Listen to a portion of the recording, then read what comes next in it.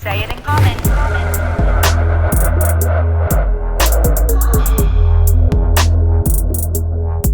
Say it in comments.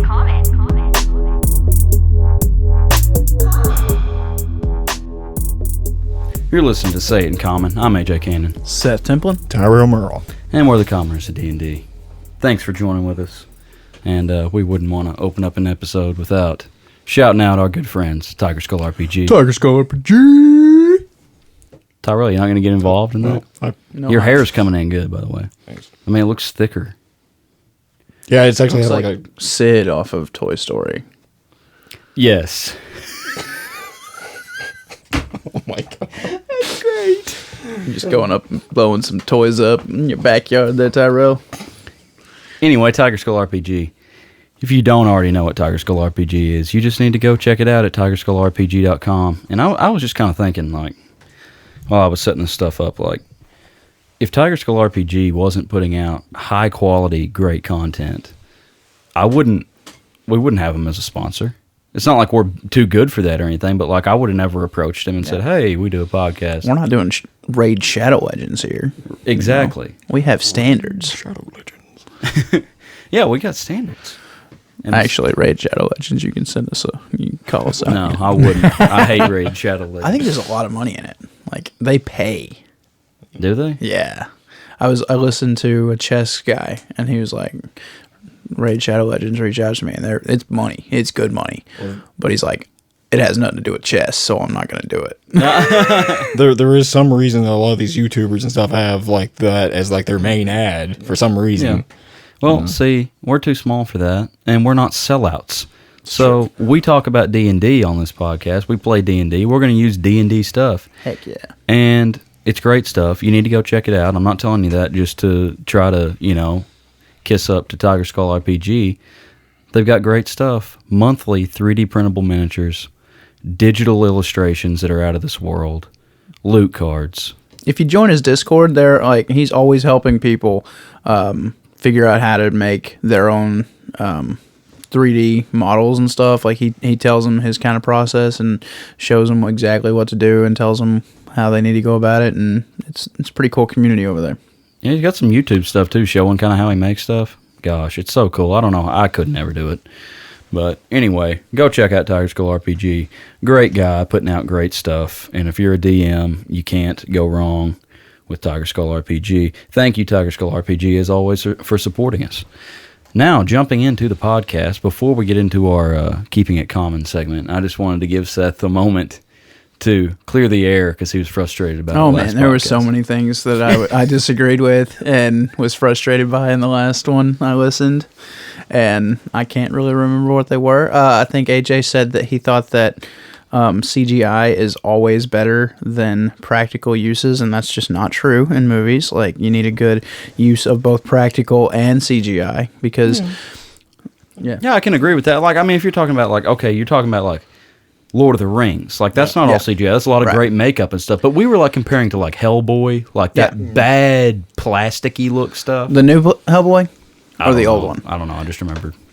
See, they have, I figure a lot of the old I've not seen the new Hellboy, and I heard it was trash. But, the old Hellboy, a lot of that probably is more practical than you think. And, they're actually putting, maybe you're... Yeah, that's what I'm saying. I don't know. Well, you have to be good.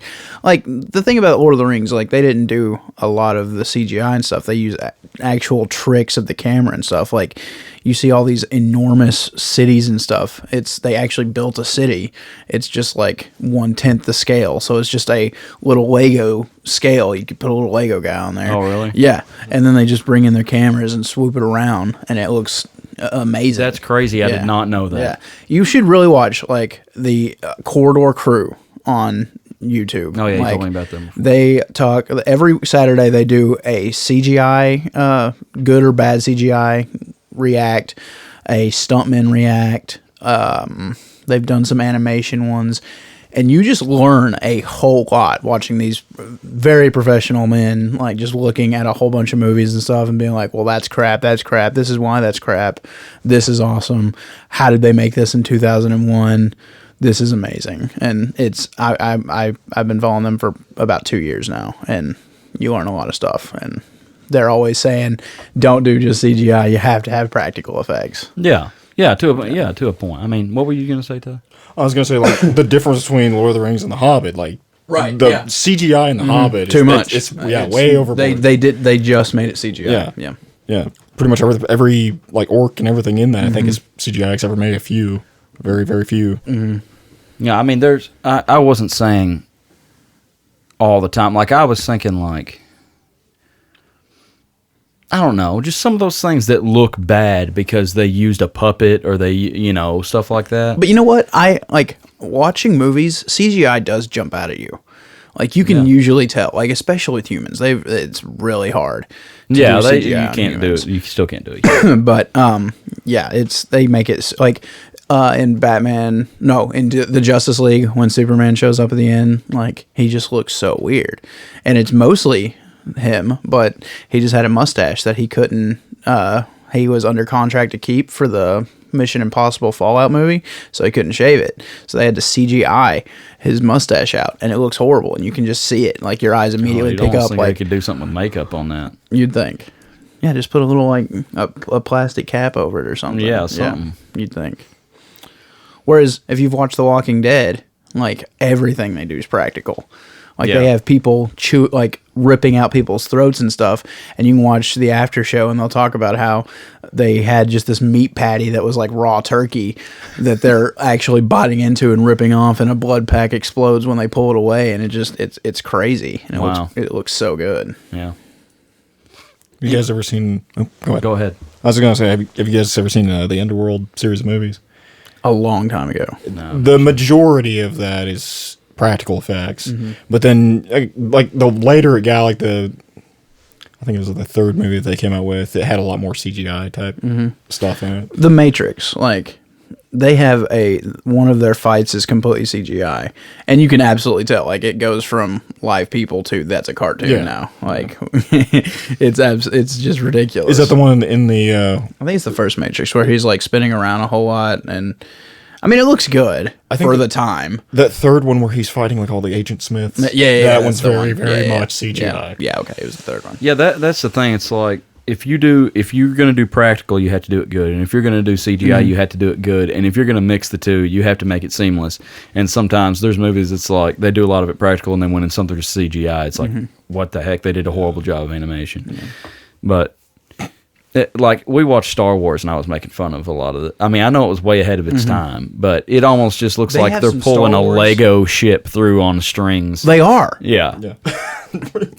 But what they do, like, the Quarter Crew actually has a few episodes directly just talking only about Star Wars, and the camera tricks that George Lucas had to, like, do, he was groundbreaking with the stuff that he was doing with his janky looking stuff, but it was incredible. Like, Walt Disney, his cartoons that he used to make, like, was making way back in the 60s, groundbreaking. Like, just insane what people were doing. Like, there was one, I think a lot of people have seen it, it's really old cartoon where you're just kind of like, the camera's going down a trail and you see the sun setting and like the hills and stuff are moving, and they showed how they did it. It's like actually 8 picture frames, and each one of them has different effects, and then they just drop the camera slowly through, so you're like actually passing by stuff and leaving it behind and moving on and seeing something else. That's insane. It's so cool. Lord of the Rings, the way that they got Gandalf to look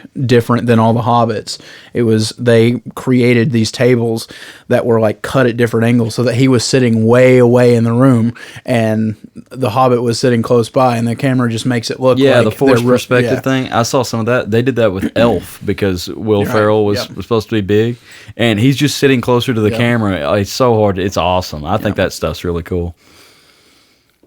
What were your other concerns? So it was something about PS5 and Xbox. Anthony said something about Xbox. Anthony said the Xbox is... Did he say winning over PS5 or close? I don't know. I didn't it's think not much even of it close. at the time. It's I not didn't even think so close. either. No, Sony is absolutely crushing right now. Well, I'm even considering, and I've been a long time like Xbox guy, and I'm still considering getting a PS5 as soon as. Is it easier to get an Xbox right now? Because they're not selling them at stores either. Right, it's a little bit. It's about the same. I think it might be a little easier, but No, people were having trouble buying those too. I'll be fair. Was there? I feel like there was something else, but I don't remember. Well, you were mad that we did a nice long chat. Yeah, and y'all you talked weren't involved. forever. But I already told I you. loved y'all's talk about what D&D has done for y'all. Oh yeah, why don't you give us what it's done for you? I like what Tyrel said. It has opened him up so much, and that's and you were it makes you have creative moments and stuff. We've talked about it. It saved a friendship for me and Tate. Like it rekindled a friendship that we had like kind of let fall through after high school, and then just all of a sudden we were back seeing each other there for a while, like every weekend because of D&D, and that alone is cool. And I've gotten so many of my friends into it, all of you, Yeah, true. It was all you. just because I had known about it, and Tate wanted to try it, and I was like, well, Tyrel, I think he would really like that. And my sister, she'd played before, so we just started inviting more and more people to play, and that was really cool. It's fun to be creative. Like this campaign, actually, just starting something completely my own, because we'd always done the modules, and I had never really even tried to do a homebrew of any kind, and like I could see myself wanting to go way beyond, and like I looked up a bunch of videos when we decided to start doing it. I was like, how do I create this awesome world and all this stuff? And like everyone on YouTube is like, don't make too much, because you're going to get super interested in something and your players won't even look at it and you're going to be pissed off and you're going to try to force them to go that way. And some people, like, I probably ad lib way too much. I should probably plan a little bit more, but like I love just the just and next, like, Yeah, someone, and you do a great job. I mean, well, I was just talking about it in the last game, because I was like, how are we walking into this encounter right now? Like, how did you have this whole thing ready if we Elric, the street merchant, you didn't know we were going to shop. How is he giving us this mission? didn't even know there was an Elric before y'all decided y'all were going to go shopping. And you just called an audible, and it was, I don't know, that was wild to me that you had that ready, but you were going to give it to us in a different way. We'd not played in so long, so I knew I needed to get a battle in there. Like, unless y'all just went on some crazy, like, we were going to talk forever about some different things, and that would have been fun too. But like, I figured y'all need some kind of dice rolling in the night, so I'd planned on just. It's actually something that I kind of stole from and my last DM. We had a castle and we found a secret cave under it, and there was an Illithid who had mind controlled some dark elves. So I was, well, I can just take that and pretty much run with it. But why are they there? Well, I was gonna just have Dalinar, like, some stuff is missing. Check that out. But then y'all were like, well, we want a discount. Yeah. Well, all right, some of my stuff is missing. I mean, it just fits real easy. And but there's so many things that I do have planned that I know eventually we will get to. Like, hopefully, Lord, we're on baby watch right now. Yeah. And I mean, hopefully we can have games still very often. But being able to create something, and like, I'm pulling so much from different things. Like, Dalinar's a character from the Stormlight Archives, and y'all do not trust him. And if y'all had read if y'all had read the Stormlight Archives, y'all would absolutely 100% trust him, just because he is such a stalwart, important character who is just heart of stone or heart of gold, maybe, I don't know, just a great person in the books, and I just love him so much that he'll be the leader here for a while. So this is keeping it common then, I guess. We've moved into here. Okay, the only episode we had to talk, well, did we talk about an episode last time? Yeah, y'all talked a little bit, I think, about... that was the one where we went to get Orin from the cabin. Okay, that's right. I was thinking we might have just done a bonus episode. Okay, I don't know. There was so much that... If we have to talk about that one, we will, but just thinking about the last episode, like, I feel like so many different things, just little things happened, came full circle, and some things started and some things ended. Like, I mean, Urus disappears. That's a huge play. And I don't even think we made it out to be as big of a deal as it was. No, because it's big. Yeah. I mean, he just vanishes. Yeah, at the time, y'all probably just felt like, oh, Cameron's not here. Not playing for a while, so that's what has to happen. But no, because of it, a lot of things have changed. And I had his whole story. This is his arc. It's kind of frustrating that we're not going to be able to see to its completion the way that I'd planned. And not even the completion, because, I mean, assuming he lives, the fights that are upcoming, I assume he would, because he's got all y'all helping and stuff. So I assume he would have helped. So then he would have still had, a deity that he doesn't quite understand and is questioning and having to figure out and stuff. So, I mean, that wouldn't have been the completion, but, we would have... I mean, this is his dad that y'all are about to go and look at, fight. It's personal. This is his home. This is his town. Also has another rival warlock or whatever. Another rival warlock, yeah. Oh, do we know that? Oh, yeah, his god taught... We don't... Y'all don't know that. Yeah. Man. And he's gone. What else happened? Something I enjoyed was Anthony's... Oh, yeah, the temple. Yeah, that was fun, and that was completely ad-libbed. I didn't know he was going to go to a temple, but it makes sense. He needs to figure out some stuff, but he's the only person who has any new information at all, so they're going to absolutely flock to him, and that was really funny. Yeah, and he doesn't like being the guy. He doesn't like being the guy, and, I mean, you start telling people, well, the goddess is talking to me. Well, you're the guy. Yeah. That's going to be funny. Especially if he goes back to talk to him and has to give a speech or something. Mm-hmm. He's gonna have to start getting prepared for that. That's funny.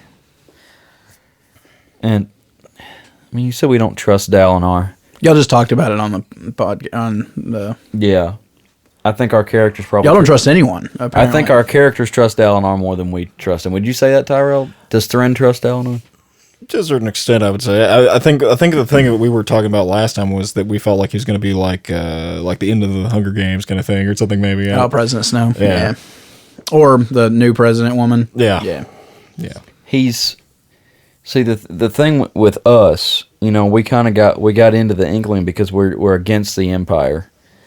But I don't know, he's really all in, Millicent and a group of witches might throw a monkey wrench in our plans. Well, let's just go kill everybody. And I don't know. We're just we're in the middle where we're just well, we don't want to kill everybody, but, I don't know. We're working everything out too. So it's kind of strange trying to navigate that. Well, in all seriousness, I would not trust the hags. No. Tate seems to trust them wholeheartedly all of a sudden. I noticed. I was very confused at that. I think we trust Millicent. Quincy kind of does. That's something else, man, I love about D&D. Is just being able to pull y'all's heartstrings any which direction. That's the funnest part of being a DM. Yeah, I threw Millicent out there. And at twilight, fog all around, demon dog shows up, and here she is with a basket of poison red apples. I mean, it just screams the witch from Snow White. I mean, It just screams it. And she never does anything wrong, and y'all hate it. Yeah. She's helping, and y'all don't understand. And then, maybe our fears were right. She's run off, and then, maybe she's still okay. Still, though, she's a problem because if she gets with them, then it's a problem for everybody. But really, what our characters and me was reasoning was well, if we go kill her, they could easily just find somebody to replace her because she's not as powerful. But also, if she's honestly trying to not get the clan back together, the coven, then she's the only thing keeping it from becoming a coven now. So if we kill her, how easy... I mean, they could just form it anyway. Just get somebody else. I guess maybe hags are hard to come by. Yeah, she actually said that there was only one other that she knew of. Yeah. So there might be 4 haggish people in this world at the moment. I mean... Could be more. But then you also don't want to alert the coven to that we're against them because they'll just come wipe us out. Right. Even just one or two of them could do that. Have either one of you ever read the lore of like how hags like give birth? Like Oh, create. gosh. They steal like a human child and they eat it. Okay.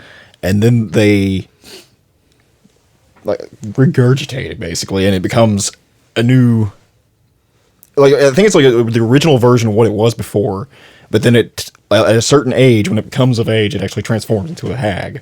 Finally, but yeah, That's the D&D lore behind a hag. Yeah, you can read that in the Monster Manual. What's the difference in a hag D&D and then like a hag raven in Skyrim? Okay, Not much. Hagraven's just kind of like leveled up. It's pretty much a hag, right? there's a lot of different like types of hags in D&D, and well in the Elder Scrolls games, because hag ravens in particular have ties to Hircine, which is that Daedric lord of the hunt. So they like make bargains with him for power, and in the course of getting that power, they get transformed into hag raven. Oh, okay. It like gives them like longevity. And I hate them. I've been blown sky high by hag ravens multiple times. Fireball. Yeah, Ice it's always Stone. when you're not expecting it. You come walking up and you're like, oh crap, there's a hag raven. Next thing you know, I'm reloading from a save point. Oh yeah, that was another thing I disagreed with you on. Bows in Skyrim are awesome. We're gonna talk about that in a minute, because when we go to on the console, we're gonna bring up Skyrim again, because I have some things to say about Skyrim, because I've been playing a lot lately. I can't wait for the PS5 release of Skyrim. I will beat it again. Yeah, I'll probably have to too. I can't imagine what the FPS would be like on that. On PC, it's amazing. Like if you just play the base game, like you get like 60 frames per second, just like base game. It will depend on your PC, I guess. But like I figure, like on a PS5, it'd probably be about the same. Is there anything else? Keeping it calm. It was a good game. We've been slow lately. Like we've been. What, as far as putting stuff out? Well, no, that especially. I mean, we haven't played since Or November. just story But, progression? yeah, story progression. Just, I hate to go on to big points if people aren't there, and then sometimes people are just busy, and that's no one's fault. I don't think it's been slow, because we had we see- had the episode where they killed the giant. Like that's a Yeah, that was- milestone for yeah. this quest we're on. And then we had a little The next side episode thing. after that, though, I pulled the reins way back though and made that whole the episode. Millicent thing. It was Yeah. still It was story it was progression. great though. Yeah, Like that's a huge like yeah. side thing going on behind the scenes thing. And then this last episode is just kind of Urus, that's a milestone thing, but also you're kind of progressing things without making big events, which I think is the way to do it anyway. Like it's just stuff slowly happening. It's not every episode we fight a boss, Right. you know. Yeah, I don't want to. Honestly, as I've gotten more into D&D, and I figure Tyrel, and I know Cameron would disagree, but Tyrel would disagree. The further I've gotten into D&D, the less I care about the fighting. Yes. Like, I enjoy the fighting, I enjoy the tactics, but as a DM, fighting is not really fun for a DM. I like story-driven stuff. Yeah, story-driven is what it has become. Yeah. Like, that is just the best part of it. And as a player, I love fighting. Like, I do. But as a DM, man, fighting, it just is about an hour and a half of just trying to remember everything. And trying not to kill everyone, but trying not to cheat in favor of y'all as well. Right. And it's the story stuff where I can just sit back and y'all are talking to each other and y'all are talking to the NPCs that we have and just like driving the story along. That's Yeah, that's the that fun is part. just- I agree. I like when I was first playing. I hate mean, modules because they were just fighting. Yeah, pretty much. Yeah, I mean, I love the game the first time I played, and I'm sure we fought, but I really like crawling through dungeons and stuff and looking for things and checking for traps. So, I like all that stuff too. But yeah, the story stuff, and then even I love side quests. Anytime you're taking us on a side quest is great. Like when Cynthia played with us, that's still one of my favorite episodes because we went and we did stuff that involved. We had to figure out our way to get in there. There wasn't a whole lot of combat. We fought the people outside the cave thing, But then we got in there, and it was just a series of checks and trying to be strategic about getting the owlbears out of there. Like, that's fun to me. Like, problem solving and with ability checks in there and maybe trying to stay out of combat is fun to me, too. But, yeah, fighting, I mean, it's not that great. And then if you're listening to it, like, if I was listening, when I'm listening to Critical It was Role, kind of I always the zone worst out, part of you know? Critical Role. Yeah. too. If you're watching Like, it, it's another thing. Like, if Yeah. you're watching it, you get to see. But, like, yeah, that's what my mom always says. She's like, oh, when I'm listening to y'all fight, she said, I don't care anything about that. yeah, because it's not part of the story. Yeah. Like, you can get some cool moments, like the Vecna fight at the end of campaign 1. It was literally just 4 hours of them fighting this god, and that was a blast because like Matt was really throwing everything at him and not being forgiving, and they outsmarted him and beat him. And that. I hope that our final fight can be just I hope so. story driven as well, but Yeah. just interesting and fun. I like. I mean, I do like combat, especially when you level up and you get new stuff you can do. And there was something I was thinking. Oh yeah, like when it gets intense, like when somebody's about to die or something. That's when it's kind of. I mean, That's it's when the story comes fun. back all of a sudden. Yeah, but I hate that too. Like when we fought those Wendigos, I thought it was over. It should have been over. Should have been, because I think I had you print a whole extra Wendigo, Yeah. and we didn't ever use it. I mean, I love fighting in the game. I do like it, but like I said, I do like the story driven part of it as well. I think about in equal parts, really. I mean, the bites are probably the main mechanic of the game, I Right. guess. Thren is nasty. Okay, every time we fight, I realize how nasty Thren is. You've got a lot of different stuff you can do. Quincy's nasty. Quincy's OP, but you Well, about that's- killed him before my dang turn in that last one. When I can't get a rage in, Well, the same thing with me. If I don't get my blade song in first, it's easy to hit me. I'm like what's your 14. plus to AC with a blade song? It's +5, +4. So I can't it's remember without looking at it. it's way better than mage armor. No, it's +5. It's +5 because it's my intelligence modifier. Yeah. So you're like 19 with blade song activated. Yeah. You still got low hit points, but you can get in there. Gosh, that's huge. My AC's low no matter what I do. I got to figure out something. It's 15, and I've got enchanted rings. I figured out that if I take Warcaster with that feat, Warcaster, I can actually have a shield with that class. Then, well, yeah. Well, how are you going to cast then? Your hands Because won't be with free. Warcaster, you don't have you don't have to do that. You can just cast like through your weapon. Oh, okay, that would be cool. Yeah, that'd bump your AC another 1 or 2. Too.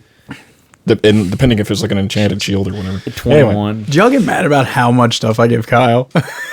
No, I love it. Yeah, I thought it was hilarious. He's a walking armory. And is. I mean, I feel like it's okay to give the monk it's just option. And also, he's new, and like I think that's what excites him. Like Yeah. the thought, I have all these weapons. All these different abilities. Yeah, And plus, they all basically do the same damage except those punch knives. those you punch gave him knives, last and he didn't use them, but they're pretty nasty. Yeah, they 'cause- doubled his die damage. Yeah, because I mean they're used as a monk weapon, so that's going to progress with him. So And then also the D6 added onto it always. So it's always going to be. I mean, D8, D10, and a D6. It's always going to be an extra D6. Those will stay with him a long time. But yeah, you don't need to let him use them as his like bonus extra punch No. or whatever. No. That which is kind of weird but it could be a kick or an elbow, but it's not a punch. No, I love Kyle. Oh my gosh. Every time I listen, Kyle just cracks me up. He's gotten so into it too. Like, I listened to this whole last podcast again. Yeah. I don't know how I listened to it. I think I just played it in the car just to see how it sounded or something. I ended up listening to the whole thing one day because I listened to it on the way to work. I think I listened to it while I was playing disc golf, and then I listened to it. I drove all the way to Heber after work and got groceries, and ended up listening to the whole thing that day. But Kyle, possibly my favorite part of the whole episode is when he's Dustin said, do you actually have a house, or is it just a room in the monastery? And Kyle said, oh, no, it's outside the monastery. They don't let me stay there anymore. That was my favorite part. Because he just thinks of that crap. it just comes up with stuff. It's not like he's got all See, that I think he enjoyed it for the fighting, and he's gotten more into the story stuff too. Yeah. Because he's like, I mean, yeah, he's really fun to play with. He is.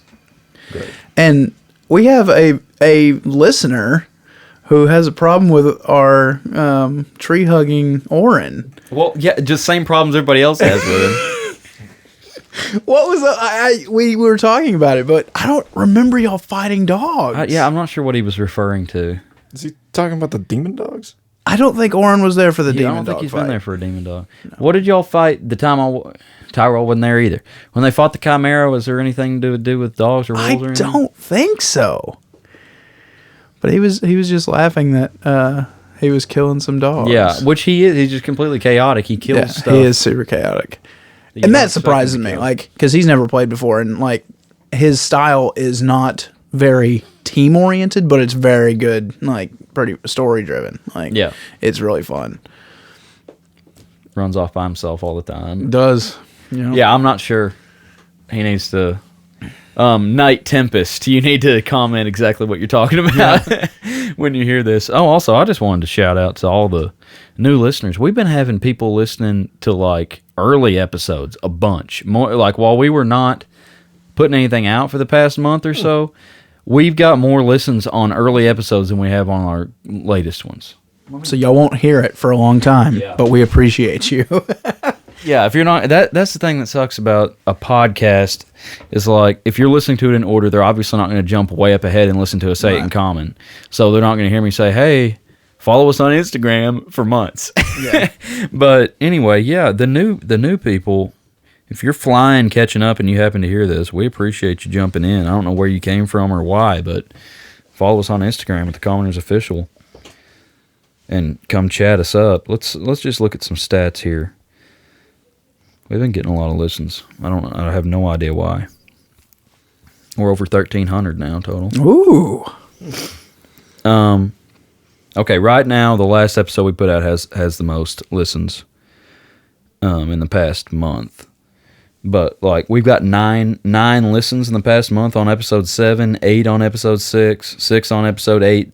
There's a whole group of people just powering through. It might be Haley's student. She said that she's could got some be. kids at her school that's listening to our podcast and super excited. We've got 4 listens on session 0, so that's 4 new people. See if they stick with it. You never know. We've got 5 listens on episode 3. I think they skipped to Say It in Commons, looks like. Because the only Say It in Common we got on this list is episode 18, which would have been the last one we put out.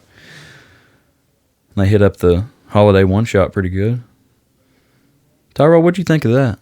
While we're on the topic. I like that. I thought it was pretty cool. I still have to listen. I was trying to make it just short and sweet, and it was. Who played in it? Tyrel, Anthony, my mom. Yeah. Oh, okay. I thought your sister played. No, she didn't play. Oh, okay. She was going to, but she's too afraid of COVID to be around anybody. Oh, gotcha.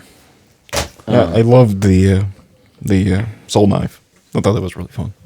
Oh yeah, you played the Soul Knight. Yeah, that was cool. So basically, if you listen to it, if you don't, I'm not going to really spoil it for you. But they went.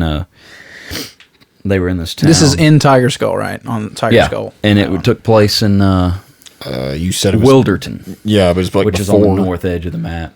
Wasn't it like years before or something? What currently? Yeah, I would think I said it was way before the current the Tiger Skull game that we're playing. Anyway, it's wintertime, and it was their Christmas season, which was called Friosmas. Came up with that because Frio is cold in Spanish. So Cool. anyway, That's all the explanation you need. I always just look at, like, if I'm trying to name a village or something, I always just look in other languages. What is this in other languages? Like, okay, it's a town that's close to a river. What's a river in French? And we'll name it something like that. Anyway, they the mayor of the town had gotten busy and forgot to go get a Friosmas tree. And Friosmas. I love it.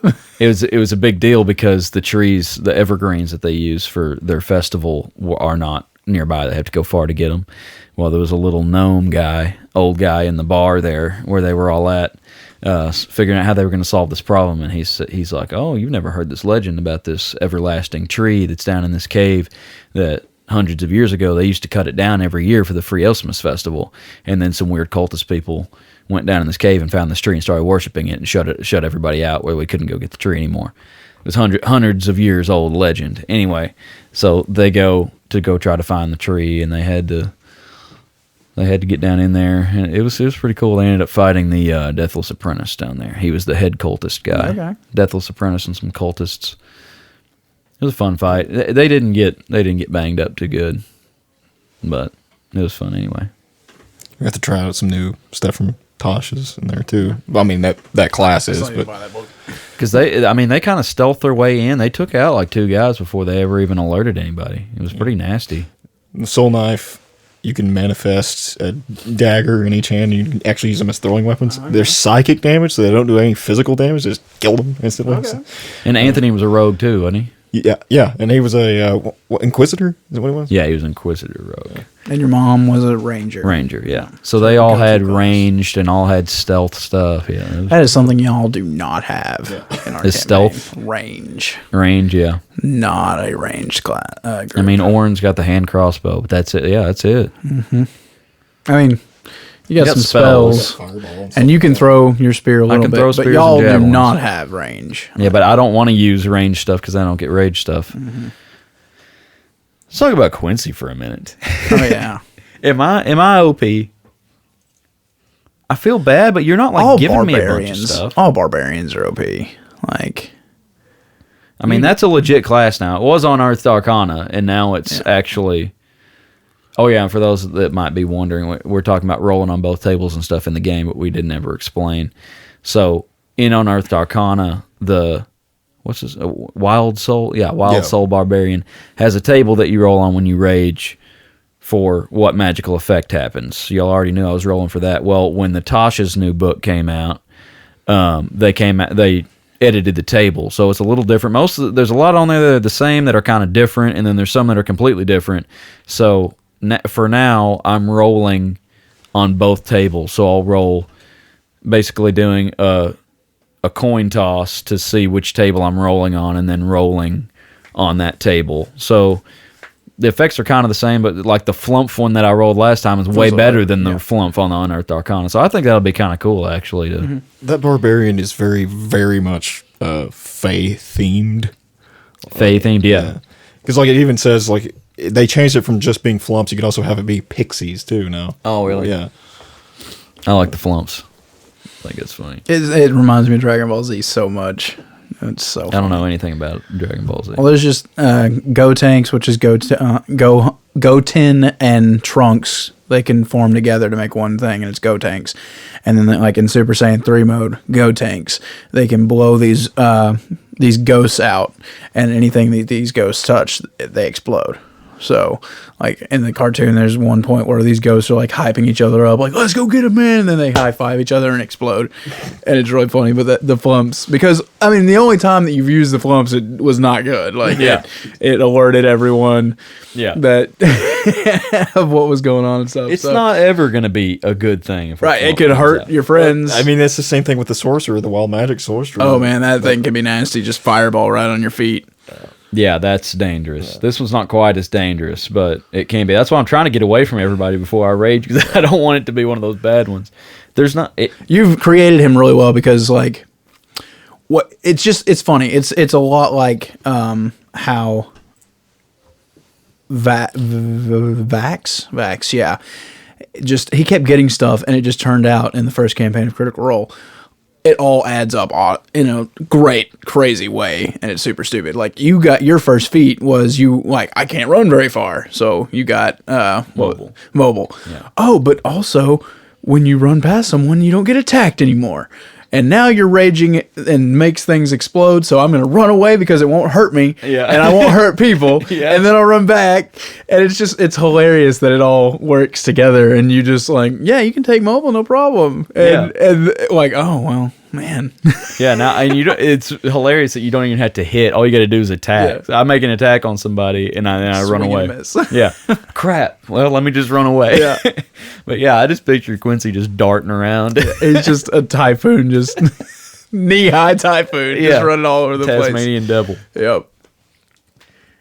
It's a great character. If he dies, I'm going to be really sad. What was the first game that you played? What module did we have going? Waterdeep. Oh, that's Waterdeep. Oh, that was Cameron's? No. No. Waterdeep. Not the Dragon Heist? Or Tales from the Yawning Portal. Okay. Yeah. But that is in Waterdeep, right? Isn't that what it's called? The way I did it, I put it all as one story. Yeah. And put it in Waterdeep. Yeah. Okay. Well, yeah, it was. Yeah, Tales from the Yawning Portal was the book, Right. and The first one is the Sunless Citadel. I'm pretty sure that Dragon Heist takes place in Waterdeep, It does. too. Yeah, I thought so. but we, the first game I played, The Sunless Citadel, right? and we went into a portal in there and went. Down under into a dungeon, and there was a vampire tree that was. No, The Golthias tree. Yeah. no, I wasn't there for that. You weren't there for that? Wait. I went the first place I Was went the to. dragon the first one you fought? Do you remember the zombie centaur and all that stuff in the streets of Waterdeep when we had the final? wasn't the there. Ghoul, No. or not ghoul. No, he wasn't there at the beginning. Whites. No, I was not there at the Who? beginning. Y'all met dragon. me in the tavern where Durnan is. I think y'all finished the Sunless Citadel, and then we And went to. Then he started playing. What was the dragon? That where the dragon. black dragon was under the in the water. Oh yeah, I remember that. Yeah. What campaign is that? Yeah, Anthony got the final kill on that, or final hit. I think so. He shot it. Yeah, with the bow. Or no, it was Hans. It was Hans that got it. Was it Hans? Yeah, Hans was playing. The I one forgot time what- Hans played Yeah. with us. It was Hans. What in the world? What game is that? I thought that was the Tales of the Yawning Portal. It is. It is, but the- all of the Tales from the Yawning Portal are just modules from okay. way back in like Yeah. 3.5 edition and stuff that they just moved by. Oh, moved really? up. Yeah. Didn't know that. Yeah, I Yeah, all those games are just super We were old. in the cave with the waterfalls and stuff, and Yeah. Anthony jumped in the water like an idiot. And Cameron thought he's like, I can't. Okay, I can't yes. not fall unless I roll a natural one. He rolls a natural one. Okay, yeah, it was underground. The forge, it was a forge, the dwarven forge. I'll have to look it up somewhere. Yeah, I know. I It's think the Dwarven Forge. Yeah, that's what it's called. something like that. Yeah, y'all died on the Indian one, the Yeah. Toxahedon or Yeah. something. Whatever like that. Yeah, it's got a weird name. Yeah, that's like from second edition. That's from Chult, isn't it? And that's where think that's. so. Yeah, it's in Chult. I don't think I actually died. I went to sleep for right. You're still 3,000 years or whatever. From that The gas. mermaid. Yeah. See, that's the kind of stupid stuff that's in a module right there. Yeah. a I would curse. love to play the last one of that. Like y'all all make level 20 characters that y'all don't have any connection to and try to go through the very last of that because Gary Gygax's bag dungeon. Oh, what is that called? The Temple of Annihilation? Or Tomb of Annihilation. Yeah, that's what it is. Yep. Yeah, I do know that one. And it's hilarious. Like I was watching XP to level 3 on YouTube, and he was just going through and talking about how bad of a thing it is. And as he's talking, I was like, I've played this. I have absolutely played this, and I had when I first got into 3.5 edition. My DM had us running through this, and I was like, yeah, they're about to go through this door, and they're gonna have a gender swap. And they all switch genders, and then they go back through the door and it's like, and now their alignments are going to change, and they're all their alignments Oh, changed. God. And I was like, oh my gosh, I can't believe that I've played this and didn't even know that we all died like multiple times. But I didn't. Were we never you high finished enough it. level to get through there? I don't. The thing about Tomb of Annihilation is you don't have to be high level. It's like scalable. You can do it at level 1 if you're careful enough. But So you're not going to fight anything that's too powerful? no. You're going into that's the tomb of Asirik or Asarak or how you say Yeah, his name. Asarak. Yeah. That's how I say it. Huh. Yeah, I think it'd be fun. I'm just sitting here thinking how different the game used to feel. Like when I was going to go play D&D with y'all, like my mind was in a completely different place than it is now. The podcast changed that a lot. Yeah, it completely changed it. It's so weird thinking Before about it was just an evening of like 6 hours. Oh, we played for so long. We played so long of just we're destroying stuff. Yeah. We're killing things. And it was fun, I guess. It doesn't seem like it'd be now, though. I don't know. Could It be. was fun, I thought. What did I play? It's in way that? more fun. I'll tell I was you. a cleric in that, wasn't I? Yeah, that was what I that didn't was know a what great anybody domain. was because I didn't understand the I dang think game. It was a great. What domain. game? The Oh, right. I don't remember. I don't remember. I'm pretty sure I was a Azamar grave domain. It would be funny to take you all through that again, and y'all would just kill it now because y'all just understand the game so much better. Yeah. One thing though, I was saying how I enjoyed the story thing when we were doing the YouTube fights. I love that too for a completely different reason. Yeah. Because it's like it's not you against the DM, it's you against another player, and that's fun. That is pretty cool. If we get more views on YouTube, I'd be more motivated to put them out. Y'all go check that out on YouTube. Yeah, give us some likes. We've got. They're real. We know they're bad. We see it. They're not bad. Well, if it wasn't for us just forgetting little certain rules and stuff, it doesn't matter. If you're not just a dang rules dictator, I know we were trying to do it as accurate as possible, but like it was still fun. Even, I mean, even if we we missed a concentration check, who cares? But we've got more of that filmed. I just haven't put out yet. Yeah. We've got. Do we have the whole second round? I think we have the whole second round. I think we filmed, just have and the I last haven't put out rounds. any of the second round. So if you didn't know, we were doing a tournament of level 5 characters called 5th Edition Face Off, and if you want to go kind of watch that, it's on YouTube. Find out what character is best at level 5. Yeah. It's mine. Not yet. We don't know that. We don't. But yeah, I think we've got semifinals or finals left to go. Is all we've got. I have to fight Dustin, and I have to fight Cameron. Yeah. I won't tell you all which characters. Anyway, is that all with keeping it common? I think so. Okay, let's go on the console so I can air some grievances about Skyrim. Okay. First of all, I said bows are bad? Yes, you said both Okay. are bad. I retract that now. Okay. Because I've leveled up my archery really high. Okay. You've also gotten into conjuration, I believe. Yeah, I'm using the bound bow. Now, I started saying stuff about the bound bow, and Seth was like, oh, bound bow's terrible. How is bound bow terrible? Okay, if you're Best starting bow I've off got. with a bound bow, it's bad. Like, I'll agree with yeah, that. starting off with a bound bow is really bad. It doesn't have as much power because it depends on the conjuration. Yeah, Oh, the perk okay. tree. So, like, if you're starting off with a bound bow, it's not going to kill stuff. But if you put those perk points into the conjuration tree, into the bound weapons, Yeah, and then I you did. level up your archery with that, Yeah, I it's did. good. Yeah. Okay. Oh yeah, being able to like soul trap and stuff for free, that's sick. Yeah, it's huge. Yeah, That's what I do all the time. but no, like starting off, you need to go get you like when you first start off, if you can find a what's the Draugr's bows called? The just ancient Nord bow. The ancient Nord Yeah, I bow. used one of those for a long time. Yeah, it was hard to find something better than an ancient. Yeah, and one they for a weren't long very time. good. But then I got the Ariel's bow from that. Is that a DLC? Yeah, that's from Yeah. the vampire deal. It's funny that you played Okay. the DLC before you played the main game.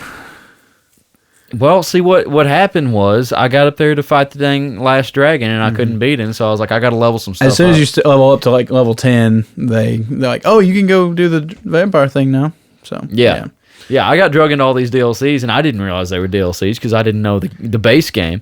And then I'd text Tyrel, what's going on here? He's like, oh, you're in that DLC. It's like, I didn't know that. The thing, like the Dragonborn DLC, really sucks if you're just starting out and you've never played because all of a sudden you just get attacked when you go to a village by these two freaking dudes who are way stronger than you because they show up, I think, like at level 10 as well. Is that, do they show up in like Riverwood? It's like those whatever cultists that it's attack? it's wherever you actually happen to what next town you go to. Okay, At yeah, that I was level. in Riverwood. But it's always Riverwood for And me there's too. nobody around to help. Right. Yeah. There's no guards there. Yeah, that's the problem because you're such a low level. Usually, by the time you get to that level that they spawn, you're just there. Yeah. and they always killed I was- Aldor, and it always made me angry because I love Aldor. Yeah, I was really mad when that was happening. I was like, because at the time I was just frustrated with the game because I didn't understand. And then you I was like run into the inn, and they'd come in with you. Yeah. And they bring their fire Atronac with them. to kill you. Yep, I did all of those things. Yes, and I was so frustrated because I was like, "Why am I just getting randomly attacked?" I'm On so sick speed of runs, getting they're attacked. horrible too. On speed runs, they're I really remember bad. when we did that at your house. When was that 4 or 5 months ago? Yeah, it was Something a like while that. I had that happen to me. Yep. You can't really get away from them. They're so strong. But yeah, I got Ariel's bow from that. Is also I was going to ask, that the thing with the black books is that DLC? Yes, that's Is that Dragonborn. Yeah. I guess I've completed that. Okay. Maybe Well, there's What's there's the a end bunch of of different black books. Some of them are not even part of the main storyline. You can go in like random caves and stuff and find them in there, and they give And then you you can go in there into those books. yeah, and they all give you passive abilities or powers. I bet I haven't finished it. Or I There's- haven't been in all the black books. There's some Have you pretty killed the handy ones. Dragonborn guy? Mirak? Yeah, I killed him. Yeah. Okay. So I did complete it then? Okay. That I loved that. That was one of my favorite parts of the I game. can't stand Dragonborn DLC. You didn't like I it? hate I love. Okay, the reason I love it is because it's so nostalgic of Morrowind. It has so much of the stuff from that. If you played it, you would understand why I like it. It's got so much of the stuff from that game.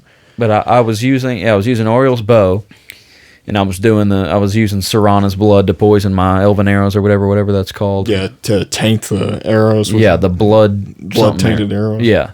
And I was doing pretty good damage with that, and then I pulled out. I was like, "Oh, I got the spell tome of bound bow somehow," and I was like, "Let me try this," and it did, I think, better damage. Have you used those arrows for their intended purpose? Have you shot the Shoot at moon? the sun. Yeah. Yeah, I did it one time you or did two one. times. Yeah. Yeah. You're not a vampire though, are you? No, Yeah. I don't They have to really- do it. I would only be doing it for Serana's benefit because Yeah. she's always complaining about the sun. I mean, if you're a vampire, You always hang out with her. Yes, Can you marry her? no. She's one of the only followers that you Okay. get. They actually made mods for that purpose. just so you can marry Serana. Yeah. Mary Yeah, Laura, Mary Laura Bailey. What happens if you tell her, if you send her off to go cleanse herself of vampirism or whatever? She comes back and she'll be a normal human, but she'll still have vampiric abilities, which is really weird. No, I'm not. I'm just not gonna do that. I can't do without her. See, this is how I play the game right now. Okay, I use a bound bow. If I come into a room and I sneak in there and I see there's a bunch of people, I pull out the Sanguine Rose and I summon that demon thing. Then I'll conjure up an Atronak or something. I'll have a dang army, and Serana runs in there, and I just stand in the back and shoot him with a bow. I never get attacked. Have you got that twin? What was that last conjuration? No, I can't don't remember. have that where you can summon two Atronachs. No, I don't have that one. They're just not. They die too easy. What do you use? Flame? I use flame most of the time. Yeah, they're the weakest. You need to. Okay, I have the ice one or the frost. or It whatever. has more health. Yeah. Oh, that's the big one, isn't Yeah, it? the big. tanky- And then Storm's Rock, even dude. better than that one. Yeah, I don't have it yet. The Storm Atronak is tanky and it shoots I don't spells. know that I've both. ever seen a storm Atronach. They are It looks like a cloud with electricity shooting off. And stuff. Yeah, I with a don't bunch know of if I've ever rocks even seen floating one. around it too. What's a good quest for me to do? Is there any DLC or Okay. anything I haven't done? You need to find all the unusual gems. That's the Stone of Baron's Eye. all those. No, No, it's I'll have really to cool. look it up on the internet. To That find you it. do have to look it up. It's not hard, and it's really cool. It's a lot of people don't do it because you have to look it up because I don't know why they didn't put. Okay, there was actually a You've update. told me this before. Yeah, there was an update at one point that they accidentally like added in quest markers for those, and they actually did another update to take away the quest markers. just to make it hard. Yeah, It's just one of those secret things, but it's really cool. Like it's the story of it's really cool. Like it's awesome. I found a couple of them by accident, and I always just feel so accomplished. they did that with the Crimson Nirnroot down there in Blackreach as well. How do you get to Blackreach? Well, you can do it like Because I wanted to go back down there because I was underpowered when I was there, and I was so glad to get out. I don't remember how to get back. when you do the main quest for the main storyline. You go to Septimus Cygnus, I think is that guy's Yeah. name. And Yeah, he's dead now. Oh yeah, did you do Hermaeus Mora's quest line? Oh, okay. Yeah. Okay, yeah. If you, he gives you a one of those circular spheres. dwarven spear things. Yeah. You use that to open up those like little staircase things. that I go can down see the them. place on the map in my head Yeah. where you have to Where go. is it though? Well, there's different places. There's different cities all around Skyrim that you go to. Mazinchalev, I think, is one. Ralbathar. The easiest one is the one that you go to in the quest. It's just a little bit south and west, I think, of that guy's hideout. Septimus's. It's in the mountains. Yeah. The glacier. Yeah. There's a hole in the ground that I open up with a Dwemer gyro. It's Well, the- it's- Dwarven sphere, whatever. it looks like a dwarven city, and then there's like these wooden ladder staircases that kind of walk up the glacier. Yeah, and you go through a door. It was supposed to be an expedition that came there, and they built that like scaffolding to go around into the inside of it. Oh, is it like those cage-looking things that are out in the middle of nowhere? Yeah, that's how you get back. Like the Oh, those are elevators. Yeah, those are elevators. like the Tower It of sucks that you Mazark or can't- whatever. Yeah, that's actually the entrance that you go down to get the elevators.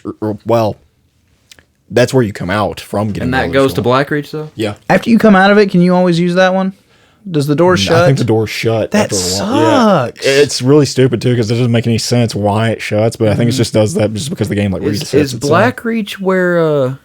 there's a lot of stuff down there, isn't there? Yeah. Yes. Is that where that- A lot of Falmer, a lot of Dwarven Centurions, and Dwarven Spheres. Where is that video you sent me of the guy up in that guy's wizard laboratory or whatever, going nuts and knocking everything over?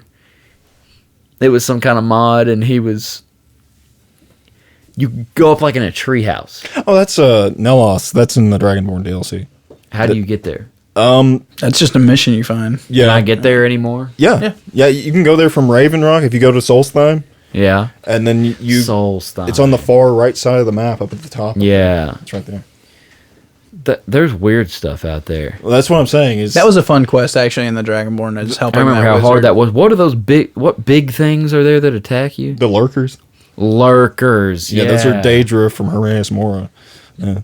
Those things are nasty. Have played I just now realized how much of that game I've actually played. My gosh, I've been on some. One of those things, the Seekers, the octopus Hate tentacles those, guys. With they're always like if you look at them off in the distance and they don't see you. Sometimes you'll actually see them pull out books and they'll be like flipping through pages. Yeah. Oh, I can't wait for Elder Scrolls 6. Yeah, I can't either. Hopefully it's not Cyberpunk. Hopefully it comes out for the PS5, right? Yeah, It will though. Yeah. it should. Hopefully, I'll have a PS5 by the time it comes. They talk like it's actually not going to come out until like 2025, so. Maybe another console by then. How often do they come out?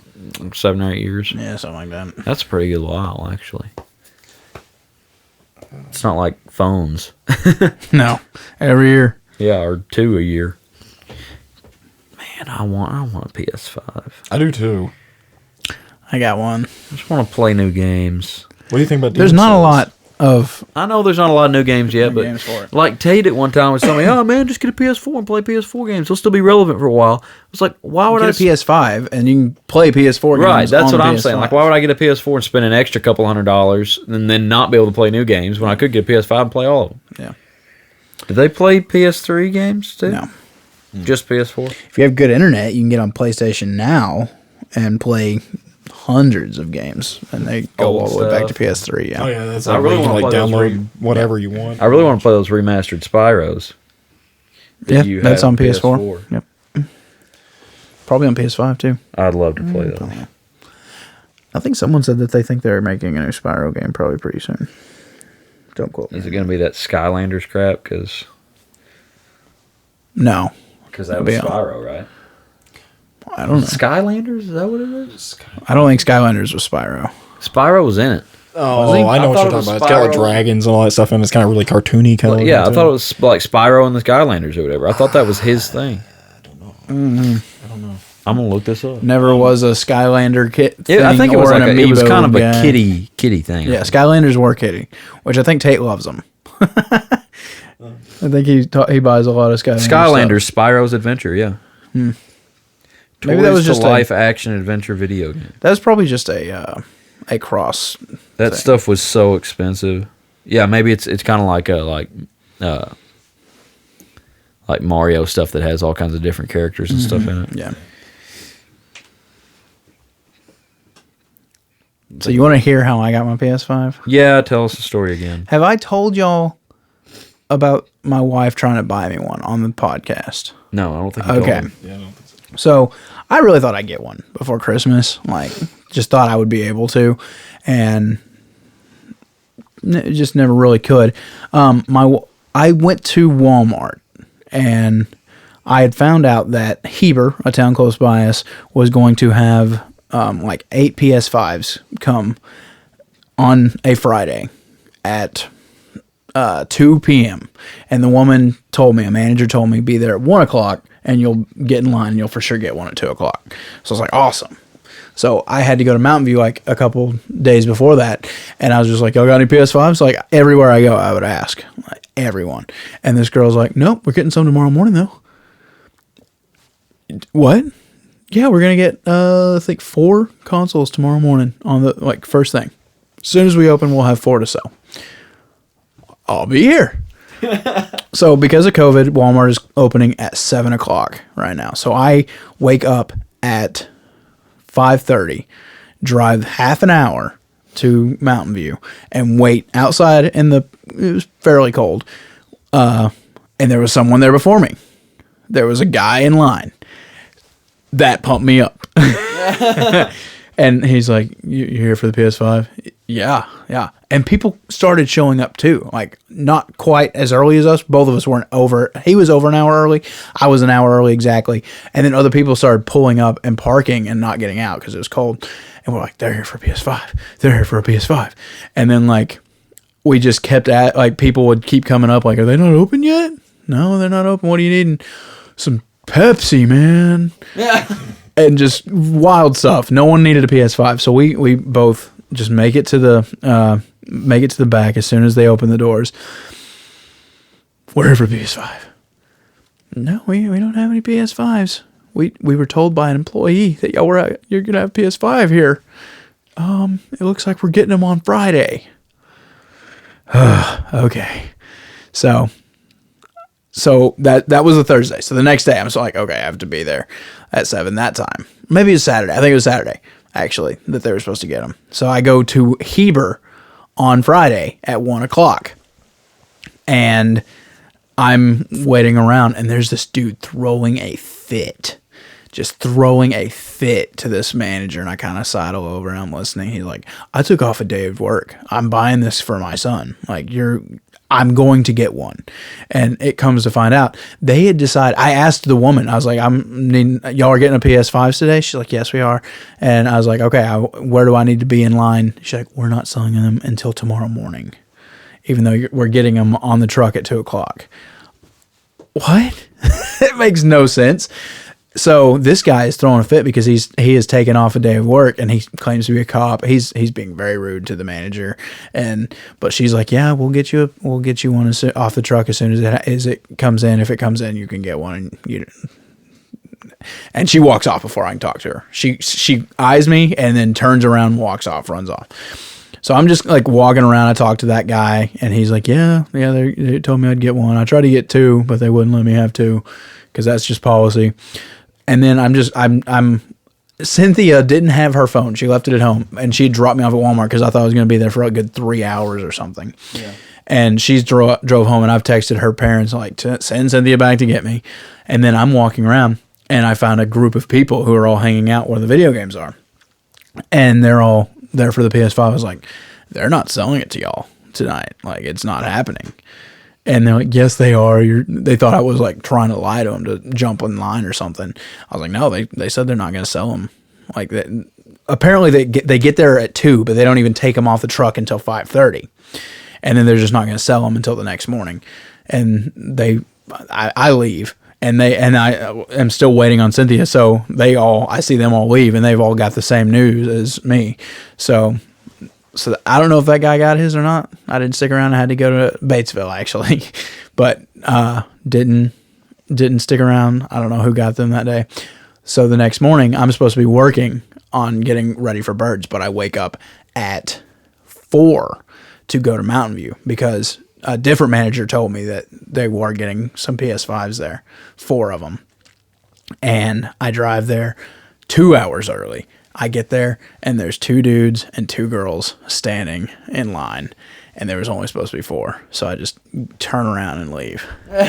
Like, I could have probably raced them. Yeah. And beaten the girls at least to the back, but I mean, they beat me there. I mean, I didn't want to be a jerk. Probably should have been, but I didn't. So then I've just given up on getting one for Christmas. Thought whenever they come available, that's when I'll buy one.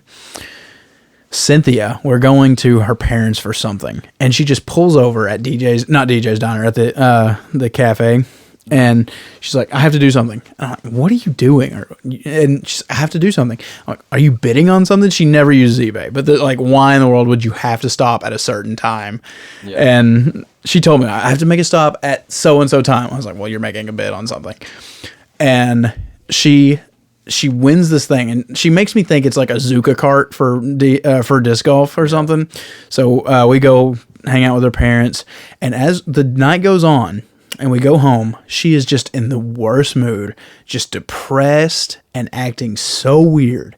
And I'm like, finally, like right before bed, I was like, what is going on with you? I know something's wrong. And she has bought and won a PS5 for $900.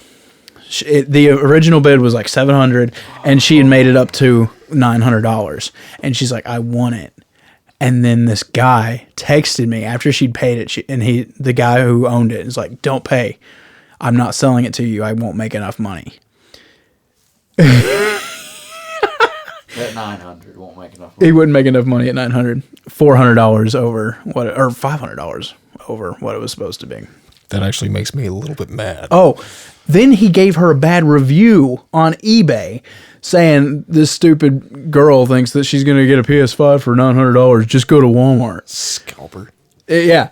And she I've been calling these people scalpers. Like, the amount of love I had for Cynthia for, like, trying to get me this for Christmas, because it was the only thing. I told her I don't want anything for Christmas. I'm getting a PS5. I don't know when I'm going to get one, but I'm going to drop the money whenever I get it to get a PS5. Don't get me anything. So she was like, she wanted to get me that for Christmas just to surprise me. And this guy, she called him a scrapper because I'd been calling them scalpers, and she misheard me, and she's like, you're just a scrapper. So she gave him a bad review, and he got mad and texted her like, why the bad review? Because you're she actually won another PS5 that night on eBay. But because she had already paid that guy, she didn't have the money to buy the other one. And she had to just text the people like, I'm sorry, I did not mean to win this one. And they took it away from her. And they were nice enough not to give her a bad review, which they deserved to give her a bad review because she won it and then decided not to pay for it. But this guy saying, like, it made me so mad. I might have had to go find him. I wanted to. Like, I was super glad she didn't buy it or she didn't get it because, I mean, no point in giving that, so much money for just being a horrible person. But it was the nicest thing, like, anyone's ever done for me. And then I have a friend on Discord. He got himself a PS5, and I just started texting him. I was like, dude, how did you do this? And he's like, well, I follow a whole bunch of YouTubers. They tell you how to do it. And I got on Twitter and I follow just like 4 different things, and they tell me whenever stuff drops for the PS5 and stuff. So I signed up on Twitter, made a Twitter account, followed these 4 things, and like the next day there was a drop on like Best Buy or something. I'm trying real hard, and I put one in my cart and it disappears, and I put one in my cart and it disappears because of bots, and I miss it. And I was just, oh man, that was close, but it pumped me up. Like the day after I got Twitter, like I was one of the first ones, and I was able to put 2 in my cart. I just wasn't able to finish it off. And then like 5 days of just nothing, no drops on anything. And then one day I'm weighing up feed in my chicken houses, and it is like frozen, and I'm having to beat it down with a hammer to make it fall because it just stops if you're not just beating it. So I'm standing outside in the cold, beating on this thing, watching YouTube or something, and there was this website called Ants Online, and they sell things, and this is actually where my friend had gotten his, and it comes with a bundle. It has Demon Souls, The Last of Us Part 2, Sackboy, Spider-Man, the Ultimate Edition. I was wondering why you had Sackboy. It's like a big Sackboy thing. Yeah, that's all 4 games. I think I said 4 games there. But, and it comes with 2 controllers and the PS5, the disc version, for $800. I mean, it's a lot of money, but it's all this extra stuff, so it all actually adds up. And they put it on Twitter that it dropped. And I had this website pulled up, that exact thing that I wanted. So I just had to hit refresh and was able to get it in my cart. It disappeared. And I'm just like, oh, and it says sold out. So I just keep working for a little while, watching my YouTube video. Why does it disappear out of your cart? Because so many people were buying it. You just didn't actually have it in your cart? You have to finish the purchase. So I was like, okay, well. After a little bit, I was like, I'm going to check again. I check again. It's back in stock. I add it to my cart. And this time, I actually put my credit card information in and press buy. And it disappears. So I'm just like, oh, 2 times in my cart. So I just keep. I watch my YouTube video. Another couple minutes go on. I'm gonna check again. It was on there the second time. Hit it again. It's back in stock. Put in my information, and it went through. And then I go to Cynthia. I bet everybody else was doing the same thing. Everybody was trying to buy the few that they had. Yeah. And everybody's carts were just kicking out. They were going, oh, I guess it's out of stock. Yeah. So after like 15 minutes of the thing announcing that it was there and me trying, that was the 3rd time I tried, I got it. And it's been pretty sick all since then. And now Dustin wants one, but he wants a digital version, and you want one. I don't want a digital version. You don't want a digital version. So I still have Twitter. I've not deleted it yet. And I still get all these people, like they are always there. So I'll just text you or Dustin, like, check out this right now on this website. And I mean, maybe I'll get one, maybe not. Well, here's what happened to me the other day. So Seth texts me and says, hey, Walmart's going to be in stock at such and such time. I was at work. I get on. I saw his message I saw it way after you sent it. I was like, oh gosh, I've already missed it. I was like, no, I didn't miss it. And I got in there and it said this item will be in stock at 2. No, it was I think 3 o'clock. 3:40 Eastern is I think what it said, which that would be 2:40 here. And I was like, okay. So at like 2:38, I was in the middle of work and I was like, I'm going to the bathroom. I went in the bathroom, closed myself in a stall. I'm just sitting there looking at my phone, waiting for it to say 2:40. I'm like, I'm hitting refresh. I'm going to hit refresh. As soon as it hits 2:40, refresh, page just completely locks up. It's sitting there and it's not loading. I'm like, oh my gosh. And I waited for a minute and it said, oh, we're experiencing site traffic. And it kicked me to this other page. I was like, I wonder if I should refresh it again or what, because it was still acting like it was loading. I hit refresh again. It popped up and it's like 2:42 and it says, item will be back in stock at 2:50. I was like, did the site like just crash or what? But I couldn't just stand in the bathroom that long. And then I got caught up doing something else and I looked at like 3 o'clock and they were sold out. So Dustin tried that same one or a different one, and he hit they just released like 100 or so every 10 minutes. And he missed every single one for an hour. Like, they all just, because the bots take it on Walmart, and Walmart doesn't care to stop the bots. No, it's bots. It's People bots. have bots set up to buy them. And they buy at the nanosecond, pretty much, that the time the clock hits. Hackers. That's what. That's The scalpers on eBay selling them for $1,200. Boy, I hope they sleep well at night. I thought PlayStation said something about they were going to put out some kind of thing of block scalpers. Well, they have, and AJ hates this for some reason. They have something called the Sony Direct Queue or something like that, and you sign up, you just get in, and it puts you in just this large pool, and they just randomly select people, and you can buy a PlayStation at that time if you are selected. So it's not first come, first serve. It's just everyone gets in here, and then we're going to randomly select people to be able to buy it. Oh, so they just like give you an invitation to come buy it. Yeah. Okay, because I was thinking it was going to be like you queue it up to buy, and then I'm over here like waiting on Walmart, and as soon as I buy it, I get I get a thing from PlayStation saying, "Oh, you've been selected, and we've charged you $500." You have to pretty much stay on this thing, and it's just like if they select you, it automatically takes you another page where you can put all your information, and then there's no way a bot can take it. It's still just dumb because it's just like just make the item. Yeah, make it available. Put it out and people will buy it. Like you would have made your money by now. People are still buying PS4s. People are still buying last generation of Xbox. It's not like they can't sell it. I mean, if you sell it, my dad was saying it's because, well, it's to keep the demand high and be able to keep the price high. I don't think so. You could charge $500 for that and people would buy it for a year at that price. How's the updates on PS5? Like what? Like size wise, large. Not too bad. Really? No. Surprised. So far. Yeah. I mean, it hasn't Like been out long enough. gigabyte or like more? No, usually megabytes. Really?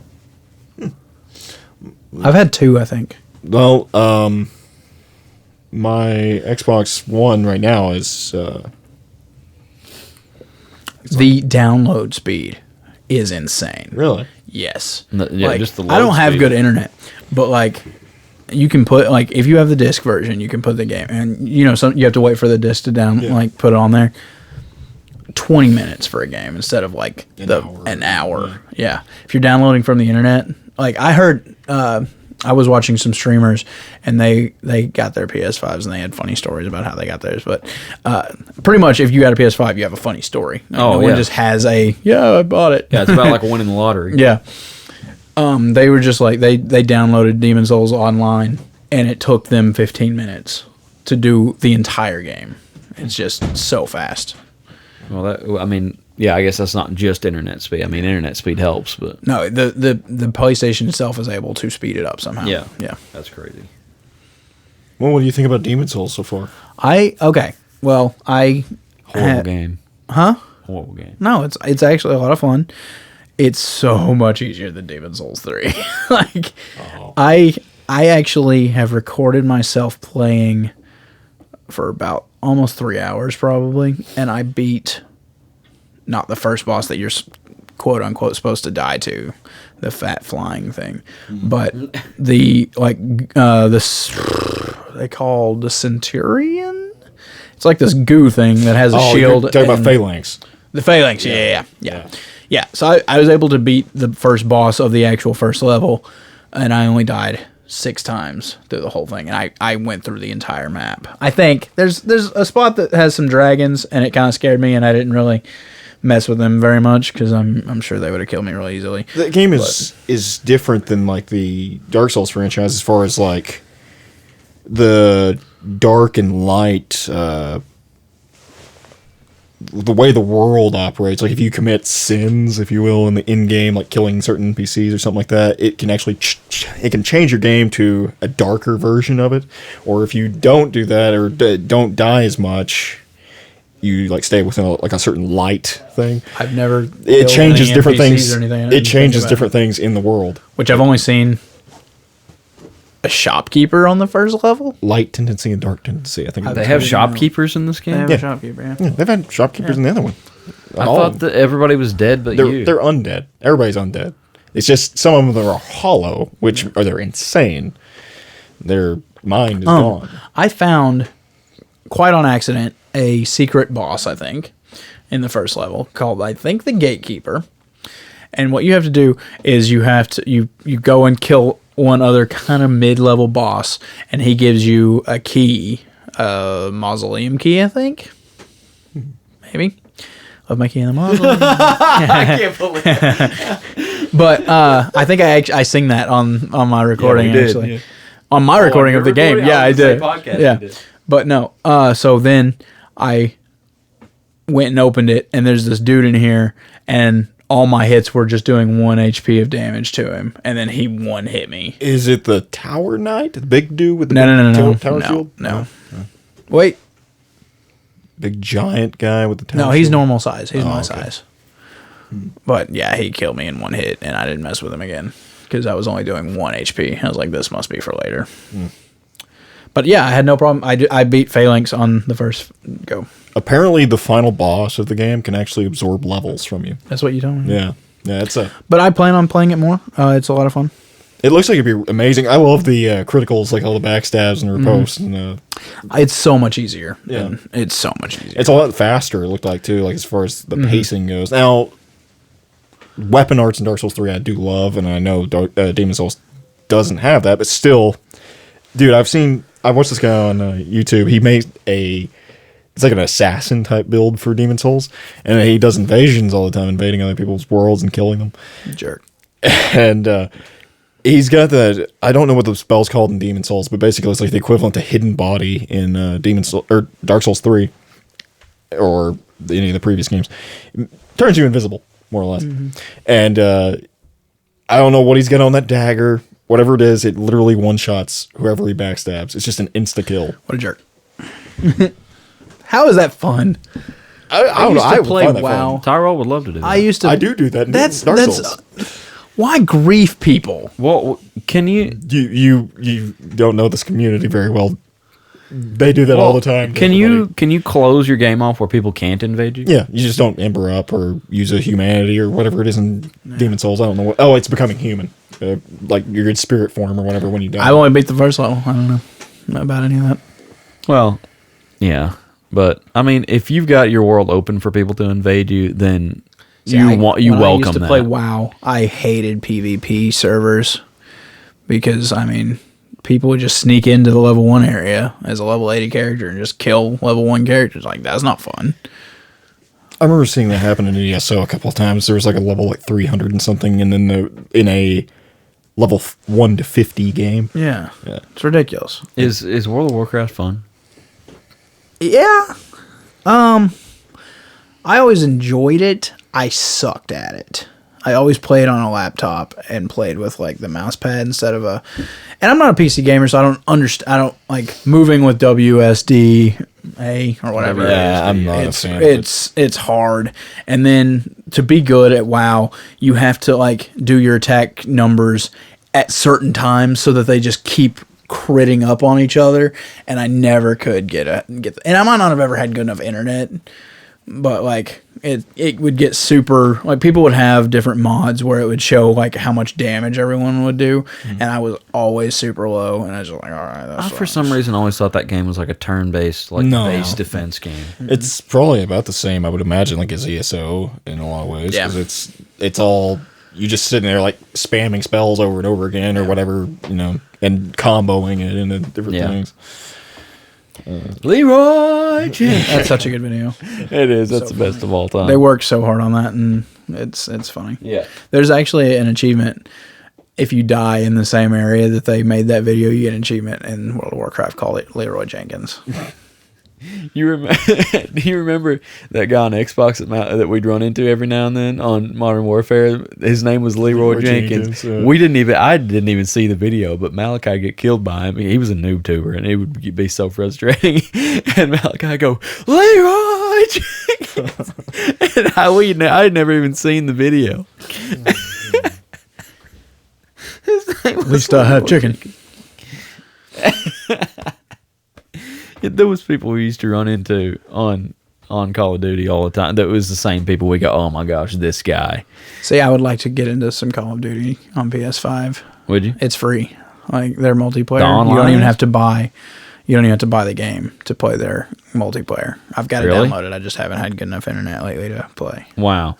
See, Wow. It's just like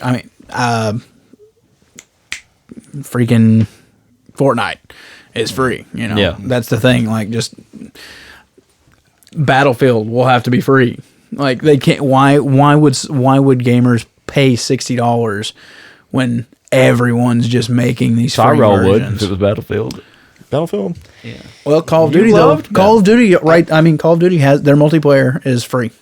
You don't have to buy. Is the it game. just the Battle Royale stuff? Yeah. Warzone? Yeah. Oh, okay. Warzone. Oh, okay. We'll see if you wanted to play. I'm not a fan of Battlefield 1 or Battlefield, what was it, 5 now? I think I'm not a fan of those two games. Just mainly because they're World War 1 and World War 2. Just not the... What about was the Cops and Robbers one? Was that a whole game? Hardline? Yeah. Or was that just like a DLC? No, it was a whole game all to itself. It was pretty fun. It was not made by the same people that made the original Battlefield 3 and 4 games. Oh. 4 was amazing. Absolutely love that game. Still play it sometimes. Really good game. Hardline, they try to do too much of a Call of Duty thing with that. Oh, really? Except Except for they had vehicles in it. That was the only thing that's really different about it. Like, you could use grappling hooks and stuff like that, and like zip lines and zip line across the map. That was kind of different. But like, as far as like just the whole way the maps were set up, they're real tiny, like a Call of Duty map. There's like a lot of boxes and stuff you can hide behind, like a Call of Duty map. I don't know. It's not open combat like Battlefield. Well, I mean, Battlefield has some maps like that too, but there's only like one or two. There's a DLC that I remember they dropped that actually had one map in it that was, I think it was like Paris, France, and it was like the metro in Paris, France, and it was no vehicles, and it was 60 people on like each side. Oh. Or no, it's 30 people on each side going head to head, and it was crazy. It's just never been a game like Modern Warfare 2. No. And I wonder, like, was it that good of a game, or is it just because we all played it together? No, I think they remastered it recently. I think it was that good. Everyone liked it that much. Yeah. It was great. That was like the one thing that we all got together and would just... Yeah. Y'all don't do that anymore, though, do y'all? Y'all play Halo now? Yeah, we play mostly Halo, yeah. Can't stand Halo. Well, we don't like playing 4-person. I don't like any of the new Halo games. I'm not a fan of it. I just after Halo 3 and 4, 4 was where it started like going off the deep end. But I do like the multiplayer of it. But I'm not a big fan of the way it looks now. Just doesn't seem fun. I'm super excited about the Mass Effect remake. Yeah, that does look pretty cool. Something about like, I don't know. They're apparently changing some of the stuff. I have not. Yeah. Is it they're looking at butts more, or they're not looking at butts? Not looking at butts more. They think I guess it's sexist or whatever. Okay. Oh, well, hey, that's fine. Yeah. I mean, why did that have to be part of the game anyway? Well, it's part of the quote unquote sex scene, just having a relationship. It's not with just someone. that, but it was like Miranda. Was it just her? It was her suit. Oh. You know how like it like what's the word? Contoured to it? Yeah. Yeah. Yeah. Yeah. Oh, I wish we videoed this because that would have been. He just made a voluptuous booty symbol with his hands. He just formed a butt with his hands. I saw this thing is like what people wanted with a Mass Effect remaster was like Mass Effect 1 just being good, a better Tally face reveal, That was kind of dumb. not changing changing the end of Mass Effect 3 to not have just the stupid endings that it did. And he's like, what we got instead? No butt. But I'm super excited. I love the Mass Effect trilogy. And I can't wait to get that. I actually platinumed Mass Effect 1 on my PS3 before I got my 5. I went on a tear of platinuming some games before I got my PS5. I was like, I'm going to get everything out of my PS4 that I can before it's gone. I platinumed BioShock 1 and 2. I think I did BioShock 1 a long time ago, but I never played BioShock 2, and I platinumed it. Platinumed Resident Evil 7. Loved that. Never played a Resident Evil game. Loved Resident Evil 7. Fantastic game. It's scary, and that's why it was fun. Is that the one that's like out in the middle of like a swamp in the cabin and stuff? Yeah. Yeah. That was weird. Cannot wait for Village. BioShock 8. Can't wait. It's fun. Like BioShock 8? Is it was- Resident Evil 8? Is that what you mean? That's what I meant. Yeah. Resident Evil. Yeah. Sorry. Yeah, there's Resident Evil a YouTuber I watched the other day, Prod. He was playing that, and it looked like it'd be pretty fun. Normally, he does Dark Souls stuff. Resident Evil 7, it does have some jump scares, but that's it. It's just jump scares. Like, there's nothing actually scary about the game, but it is so fun. Is it like the rednecks in the woods, Yes. like eating each other one? Yeah.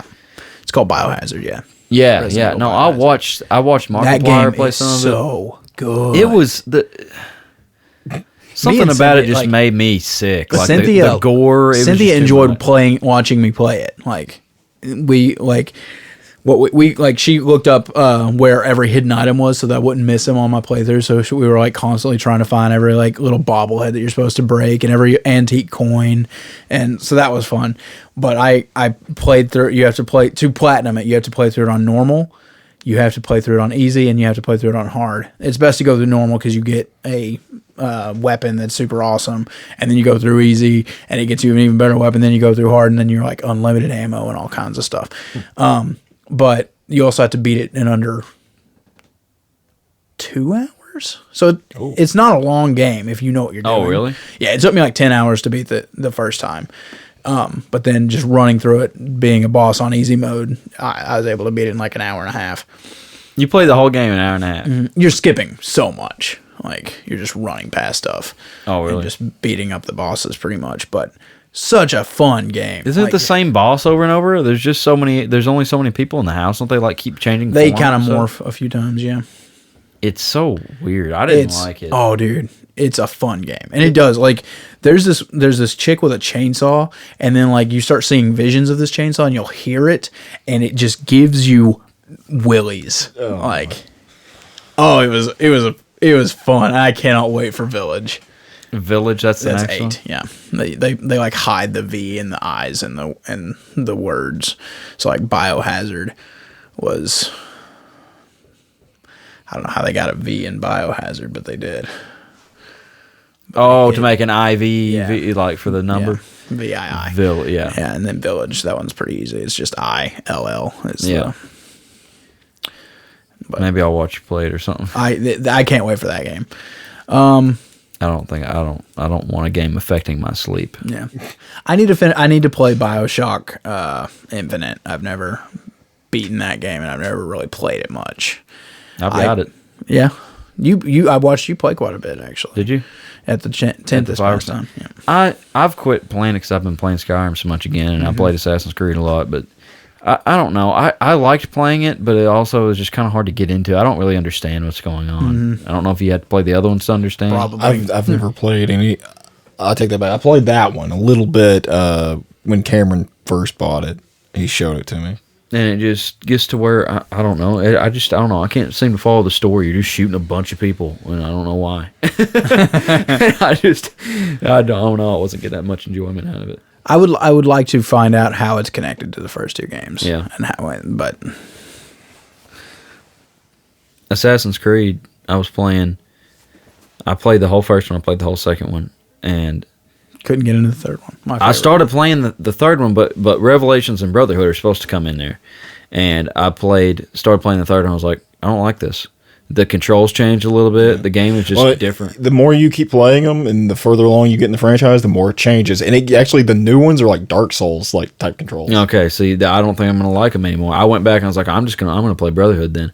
I played it, and it's the exact same mechanic. It just comes right out of the second game. It's just straight there. But what? I was just thinking they went way off with their storyline too. Do they? Yeah, it's crazy. Like recently or after the? So that whole trilogy that they made of what was that first one they made? That was like based in Egypt. Origins, Odyssey. That one was in Egypt. Oh yeah, man, I might want to play yeah. that. It does look really cool, and so does Odyssey. Odyssey looks amazing too. Because I mean, you're going through the whole like Egyptian like mythology, and then you're going. I didn't know that. I probably would have liked that one. Yeah, too. and the next one's Greek mythology, and then the newest one is all Norse mythology. So, and you're fighting all the different gods and stuff. So it's pretty cool. God of War. That's another game that I platinumed before I got the PS5, and that was a friggin' fantastic game. How was 4 there? Was it pretty fun? Thor is at the very end. No, 4. I mean, just like the whole game itself. God of War? Yeah. Was it fun? Yeah. Yeah. Really awesome. Can't wait for Ragnarok. I've seen a little bit of gameplay of it. I haven't really looked into it too much. It looked like it'd be pretty fun though. And then when I got my PS5, I re-platinumed Spider-Man PS4, but the PS5 remaster with the new Peter face. And I actually like the Peter face. I like the change. Did you get the Miles Morales? Mm-hmm. I've been playing that since. I got every trophy for the Spider-Man, even the DLC. If you play the Miles Morales game, is it the You're playing same as game? Miles. It's not the same game now. It's not just like it with DLC in it. I thought it was the same. It's Spider-Man glorified game. DLC, kind of, but no, it's a completely different game. Oh, okay, I didn't know that. Well, now I got to play both of them. I was thinking you would get that game, and it was like the same as the PS4. If you get the Ultimate Edition of Miles Morales, you get the Spider-Man PS4 remaster for free. Oh, okay. Maybe that's what I'll do. Yeah, that's definitely what you should do. If you didn't want to do that, I got Miles Morales for Christmas, the normal edition, but you want to play the Spider-Man PS4 one because that's yeah, I want to play. Yeah, it. you definitely. I want to play it so bad. I played at your house a few times. Yeah. It's so it's fun. a very fun game. Gosh, it's great, and the graphics are so good. I played some Sackboy with Cynthia. She plays Sackboy with me, and that's kind of fun. What is that? Isn't it a side scroller? Yeah, kind of. Yeah. Oh, I like It's just fun to play with. Depends on what it is. Terraria. Oh, there was that one game. I never did get to play it. It's very Dark Soulsy. The guy has like a cone on his head and has like a little wreath of like thorns around it. You don't know what I'm talking about? Side scroller. It's like Penance or something like. No, that's not what it is. I can't remember what it is. There's a lot of games I'm looking forward to playing when they come out, though. Yeah, there's the whole lineup. I can't think what the game's called. Anyway, God, just imagine how good Elder Scrolls 6 is going to be. Oh man, hopefully it's good. Oh, it's got to be. Skyrim, man. Skyrim was lightning in a bottle, though. Just like Fallout. 3. Yeah, Fallout 3. And I guess New Vegas is better. It is actually better. Okay, sure. It is. After playing like 100 hours of Fallout 3, I could not make the switch. I don't to like Fallout. New Vegas. If I could probably get into Fallout. If you give it a try, I guarantee you'll like it. But I mean, if they made a remaster, I probably would. But I just can't go to a PS3 game now. I played Fallout some, like at the fireworks stand, and I can't. Fallout is not for really me. it takes a little bit because it's so different. It is different. Yeah. But once you get into it, it is so fun.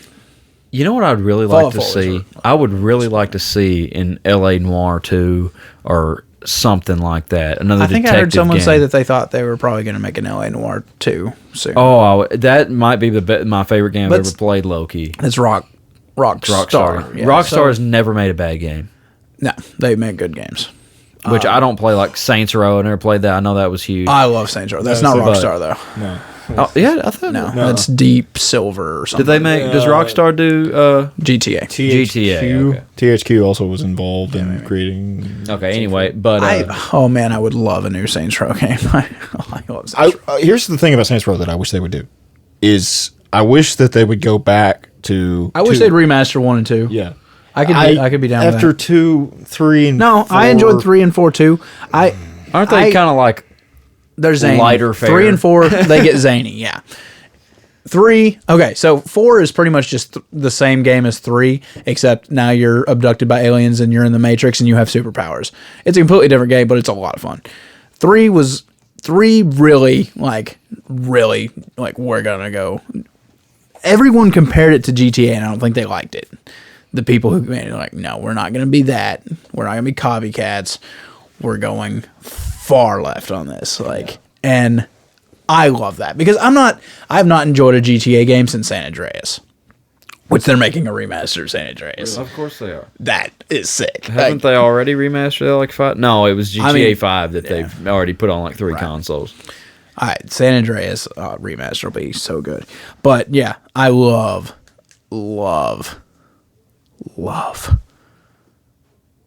that game that I was talking San Andreas? No. Saints Row 3. Saints Row 1 and 2 are really good. Awesome storyline, and then Saints Row 3 they get a lot of crazy, and it's a good crazy. Saints 4 was 4. Saints Row 4 I played a lot of it, but it's too far. My sister said something about a Sherlock Holmes game. I don't know if her boyfriend's been playing or what, but I don't know if maybe it's on. I think he's got a PlayStation 4. I've not heard of a Sherlock Holmes game. That sounds cool though. Yeah, if that's out there, I'm playing that for sure. Sherlock Holmes is one of my favorite dudes. I love Sherlock. They actually made that 5th game of Saints Row, that Gad out of Hell. Did you see that? That was DLC for 4, yeah. Yeah, I didn't like that either. That was too much. Go in there. But no, Rockstar has made Red Dead Redemption 1 and 2. Oh yeah, that's Rockstar. Those are great games. I didn't play them, but Can't wait for that. I've watched them. I'll probably buy that on PS5 when they remaster. They're supposed to be remastering both 1 and 2 for the 5, and that's gonna be. I'll get because I never played Red Dead Redemption 1 really. people go nuts about like the Need for Speed. Like has been that's a huge deal. It always has been. Need for Speed Underground and all that. If people didn't play Midnight Club 3, they don't realize what they're missing. It's so much of a better street racing game than Need for Speed. You're a big racing fan, aren't you? I am. Yeah. The Need for Speed was always... Need for Speed is always like closed tracks. Mm-hmm. Like even you're playing Need for Speed... Well, they changed that with like Need for Speed. Most Wanted and stuff. It changed a little bit. It still wasn't as open world as Midnight Club. Like you can drive around like you're driving around the city as free roam. Like Need for Speed Underground 2 was really good because it had free roam. And a lot of cool stuff in that, but still, when you go to a race, it's like you're like on a track. Like the walls are blocked off where you can't go off track. Midnight Club 3, you had the entire map, the entire city that you had in free roam was the same when you were racing. Get to this point, however it takes. Yeah. So there was a lot of times like when I got higher up and was far into the game, the races got really hard. Where I mean, the AI was really fast, and you would have to map out shortcuts and stuff. And I would pull up the map and study it. And like, okay, I got to go 3 blocks, and I got to make a right because I got to cut through there. It was insane. It's such a good game because you go through checkpoints, and when you go through a checkpoint, it pops up the next checkpoint. So you can watch on your map and see where the next one is, but that's all you can see. It's like, okay, well, when I hit this checkpoint, I've got to go right because the next checkpoint is 3 streets over. It was insane. It's an insanely great game, and the mechanics are really good, and plus the car customization is best I've ever seen. And it had SUVs, trucks, it had exotic cars, it had like Lamborghinis and stuff like that, but it also had just like a Volkswagen Jetta, and I mean, you could do whatever you wanted to it. I had so many cars on that game. Gosh, I love that game. I was playing that for years. I probably started playing that when I was Didn't y'all just like buy 12. that at a GameStop used or something?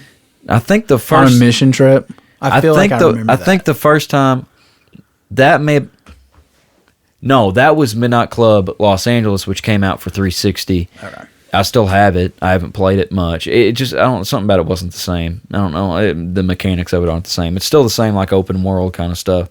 I think it may have added in like a car damage aspect. I don't like that. Like if you ever played like Juiced or Street Racing Syndicate back in the day, I'm sure y'all didn't. They had a damage aspect where like if you damaged your car in a race, it was damaged then. And then you had to get it repaired. So you'd make money winning a race, and you spend it all. Yeah, it would, and that was frustrating. Midnight Club, it was like if you totaled your car out, you would just ghost restore, and there you would be.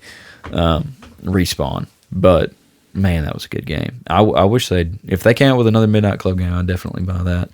I could see them doing with it if they.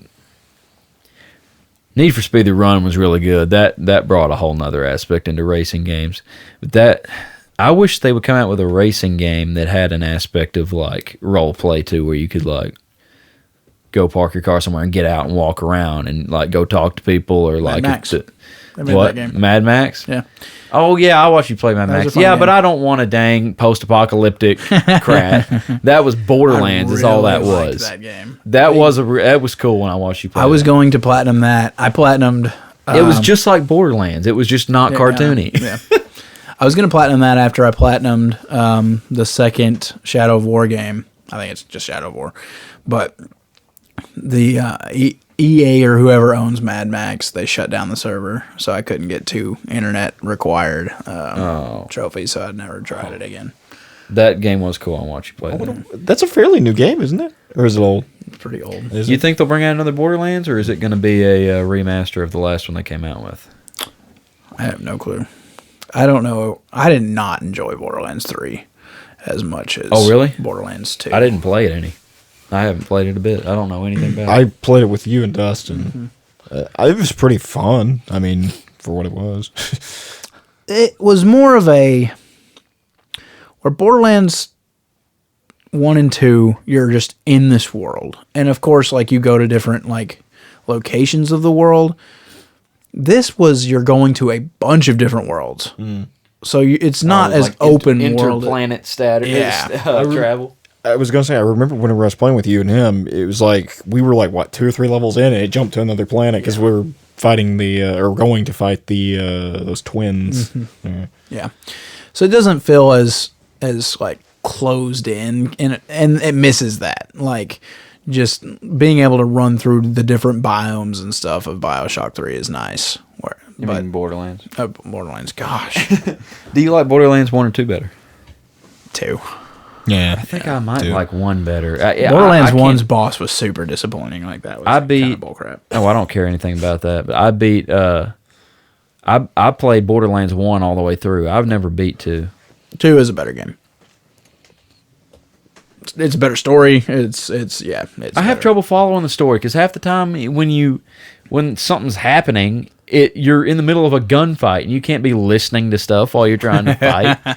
The one thing that I loved about 3, from what I played of it, was that the gun mods, like the different things you could do, so like many more the switch things. between different things. You know, like that one thing I remember I had was like a heat, or no, it was like a smart bullets. Yeah. The gun would fire at smart bullets and it heat seek to your target. I would like to try their new game, Godfall. No, not Godfall. Greedfall? Or Greed? Is it Greedfall? Or Godfall? It might be Godfall. I think it is Godfall. Yeah. There's like one that's called like Greed something, and then there's Godfall. But it's Borderlands, but with swords and shields, I guess. Which game was that? Godfall. Yeah, I was thinking about that when you're talking about God of War. I was like, oh, that's that one game. It'll look. I don't know. I don't know about that one. Yeah, I don't know either, but I would like to try it. I seen. There's been a lot of people like talking about this game called Valheim. Not heard of it. I think it might be a PC thing. I don't know. But it's kind of like a Minecraft-y Norse survival game. It's weird, kind of cartoony, kind of, but it's Norse based. I'd like to play. I know Norse PS4. is blowing up right now. Yeah, Why? I'm not a Norse kind of fan at all. I do. I like God of War got into it, and then Seems like there might be a Viking TV Assassin's show. Creed. Yeah, Valhalla was Viking. I don't know. Maybe it's cooler than I think. I want to play that samurai game. Yes, Shadow Ghosts of of Tsushima. Tsushima, yeah. Yes, as soon as that is remastered for 5, I'm gonna buy that game. Yep, looks awesome. Is awesome. I hear. I think did it get Game of the Year? I think Or did Last of Us 2? Yeah, it got. I think Ghost of Tsushima won the should fans Game of the Year. I had a guy at work tell me, because it was one of the first weeks I was there, and we were talking about video games. I said something about playing video games, and he was asking me what I play and this and that, and he was like, "Man, I've been playing that Ghost of Tsushima. Is it Tsushima? Tsushima. Silent T. Like sushi. Tsushima, yeah." And he was saying, "Man," he said, "it's really fun." He said, "I beat it." And he said, "He pretty much mastered it." He said, "It's really cool though, like learning the controls and learning the combos and stuff." Looks awesome. Yeah, it looks cool. Okay, I think we've talked about video games long enough. Okay. I was just going to do a quick, let's do Common Life, because I don't think people know why we're not doing a lot right now. I don't know why we're not doing all. Well, I mean, there's busy. just we're just a bunch of adults. Here's the crap going on, okay? I've got a new job. Yeah. Seth is about to have a baby. Anytime. Anthony's about to have a baby. She's been calling me 4 or 5 times tonight. Like, she might be pregnant right now. I'm just going. She might be going into labor right now. Podcast is more important. So we got 2 about to have a baby. We got me with a new job. Cameron won't come because of COVID. Cameron's too scared of COVID. It's fine. Dustin, Dustin, He's always good to go. yeah, he's pretty much always good to go, but he does his esports thing, so that's cool too. Tyrel's pretty much on board. We're just having a little trouble scheduling. I don't know that it's ever going to get any better. Plus, we're getting to where we need a space. Yeah.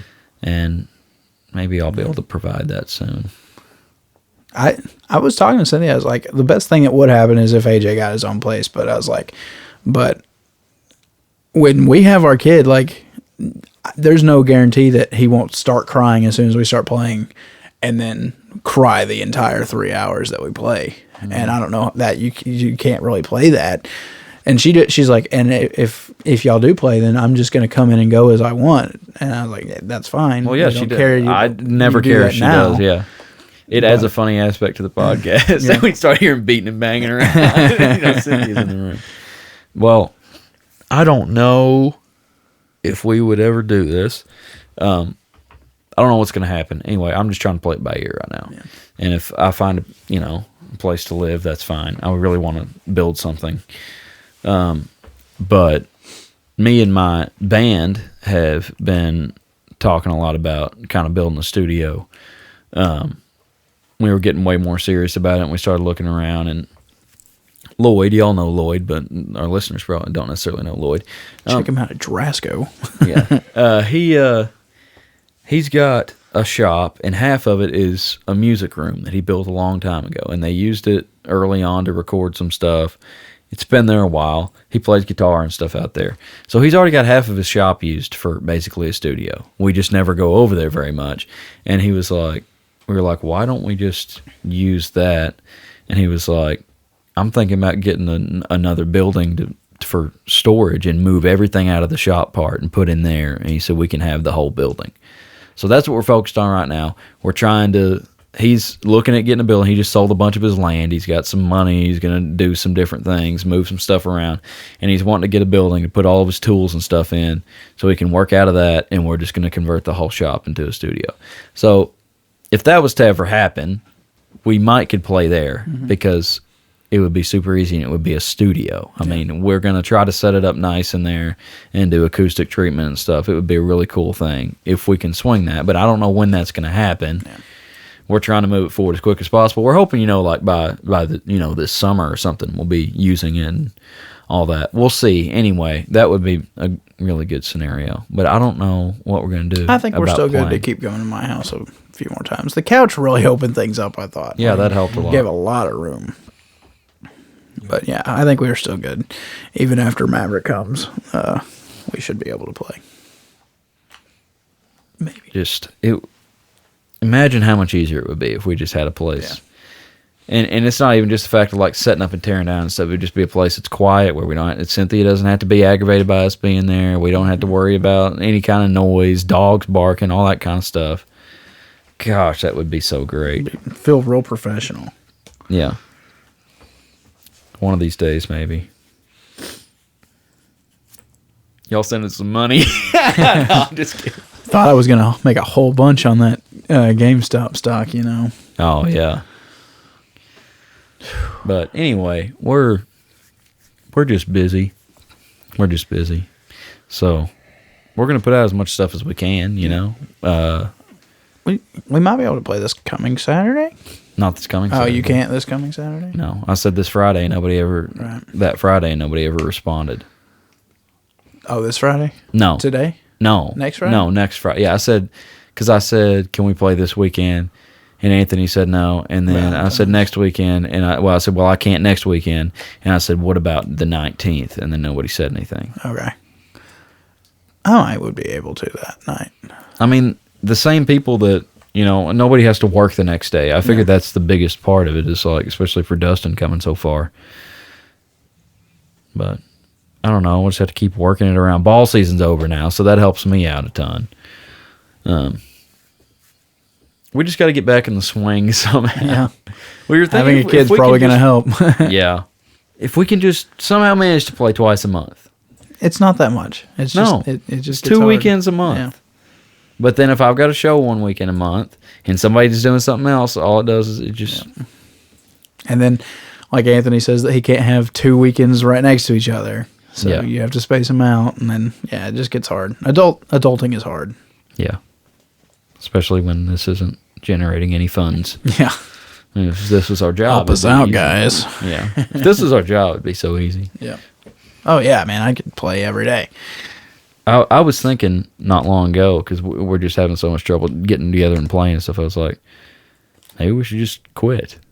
I was like, but that would be terrible. Yeah, gotta finish the story. We can't quit. Maybe if y'all die or something, we could quit. But I don't know that I want to quit. Yeah. Like, I don't know. I guess we just need to not worry so much about putting stuff out. Yeah. I really just want to be consistent with it, but people are listening to it when we're not being consistent. Yeah.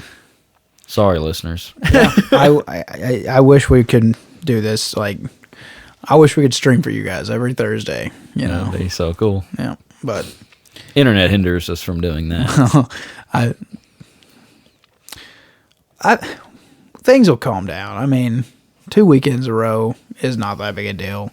I mean, it'll take a while to get used to having my kid, because never done that before. But get used to it. Y'all just hang in Here there. in 4 or 5 years, he'll be playing right along with us. Yeah, that's true. And it's just like, it seems like we don't have that. We don't really have a whole lot of listeners, but there's a group of people out there that are waiting to hear our podcast. Yeah. That's pretty weird. That's wild. There's a few people out there that care about our D&D game. Yeah. Besides us. Yeah. It's quite a few. I mean, it's a pretty big number for not, for what it is. Anyway, so we're going to try to keep cranking it out. Y'all seen any good television shows or movies lately? WandaVision is awesome. Wait, what did you say? WandaVision on Disney Plus is awesome. WandaVision? Mm-hmm. It's about the Scarlet Witch Oh, and Vision. I don't even like her. Oh no, it's awesome. It's awesome. She's awesome. Maybe I'll watch it. I watched the entire, was it 2 seasons of The Mandalorian? I started watching The Mandalorian. I need to finish it. You don't like it? No, I do. Oh, But, you just shook your head. The Gina thing? I mean, I like it. I do like it. I Are thought there that spoilers here? no, No, this is just some bullcrap. Disney is a horrible company thing. They fired a woman for having political views that would. Oh yeah, so they What's fired really her cool, though. I didn't see if they fired her. Yeah, they fired her. What's really cool though, and everyone's like, she's making fun of Jews. No, she wasn't. Like, are you kidding me? She was not making fun of Jews. Oh, I thought it was a trans thing. no. No, I She didn't see it. compared the modern Oh. political climate to Nazi Germany by That's saying why. that like the Nazis were not able just to round up all the Jews alone. The government made the neighbors hate Jews, and the neighbors were beating up on Jews and turning them in and stuff because they hated them. And if you think that that's very different from today's political differences, then you're crazy. It's She like- got fired for that. yeah. The That's trans not the thing. thing I The thought. trans thing Was that the this- Mandalorian though? Yeah, she's on the Mandalorian. The same girl said this though. She- because she she- wouldn't put she her in her bio. Someone wanted her to put she her, and she wouldn't do it. She put beep boop bop. Yeah, that's pretty fun. But she just said, and she had a very valid point with that. Like, she's just like, I mean, she supported them. She's like, I just don't have to follow your rules either. Like, Yeah. why does me as a straight person have to put that? I don't. It's not expected. I don't feel like I need to. And it's people think that if you're not putting your pronouns on your Twitter bio or whatever, then you're not supportive. And so yeah, she got fired. But the Daily Wire has hired her to direct and star in a movie of some sort. I think she's also producing it too. Yeah. Good people. Just Have you don't seen deserve that? the Daily Wire just put out a movie, and I really bad want to see it. Run, hide, fight. Yeah, Run, hide, fight. Looks so good. It's about this teenage girl who is in a school that is taken over by some terrorists, not like, or just school shooters probably, but they're like going through and they're like trying to kill everyone, and she escapes and then decides to go back in and to take out these guys. Oh, And, that sounds awesome. It looks so good. I can't believe nobody's done that yet. That's a It great looks plot. super good. And I bad want to watch it. But yeah, WandaVision is really awesome. Clarice, the first episode of that came out last night. It's following Clarice Sterling from The Silence of the Lambs, and it's pretty cool. I decided I was going to do something the other day. There's a lot of the Marvel movies I haven't seen. Mm-hmm. I was just like, because there's a lot of stuff I don't understand. Even like, Yeah, Disney Plus. yeah, They have them. Hold on, I'm getting there. Order. I'm Yeah. getting there. Like what was Far From Home the last one that came out? Yes. I mean, there's even stuff like Endgame and that, like stuff happens, and luckily I'm always watching it with somebody that knows. I'm like, wait a minute, what just happened? Why is this going on? And somebody can explain to me. So I didn't know in the beginning that you had to watch all the Marvel movies to understand. Like I was like, no, I like Iron Man and Spider-Man. I'll watch the Avengers. Well, about the time the second Avengers came out, I was like, I don't know what's going on. Who are these people and stuff like that. So I was like, okay, I guess I'm gonna have to watch these things. So the other day I was like, I got Disney Plus because I'm using Seth's. Yeah. I was like, I'll start watching the Avengers or all the Marvel movies. There's 23. Mm-hmm. That's a lot of movie watching time. But in chronological order, the very first one is the first Captain America movie, which I did not realize came out in like 2011 or 12 or something. It's like the third movie. It looks great. Yeah, it's great. For as far as like the CGI and just all the effects are really good. I didn't realize they were already that good back then. And because at the end of the movie, I was waiting for the credit thing. I guess it didn't have one. Because there was a preview for like the Avengers, and the preview looked like it came off of an old VHS tape. It was terrible. I was like, is that what stuff used to look like? It was crazy. Anyway, so I watched that. So I'm one movie into the 23 movie series. Oh. I'm going to start doing that. No, that's the only one I've watched. But I've got some concerns with this movie. Okay, first of all, I don't like Captain America. I'm not a Captain America fan. But the end of the movie. Okay, he's flying that craft. Yeah. And okay, there's bombs in it, right? Yeah. Did I miss something, or do you have to launch those when you get to the place that you're going to drop them?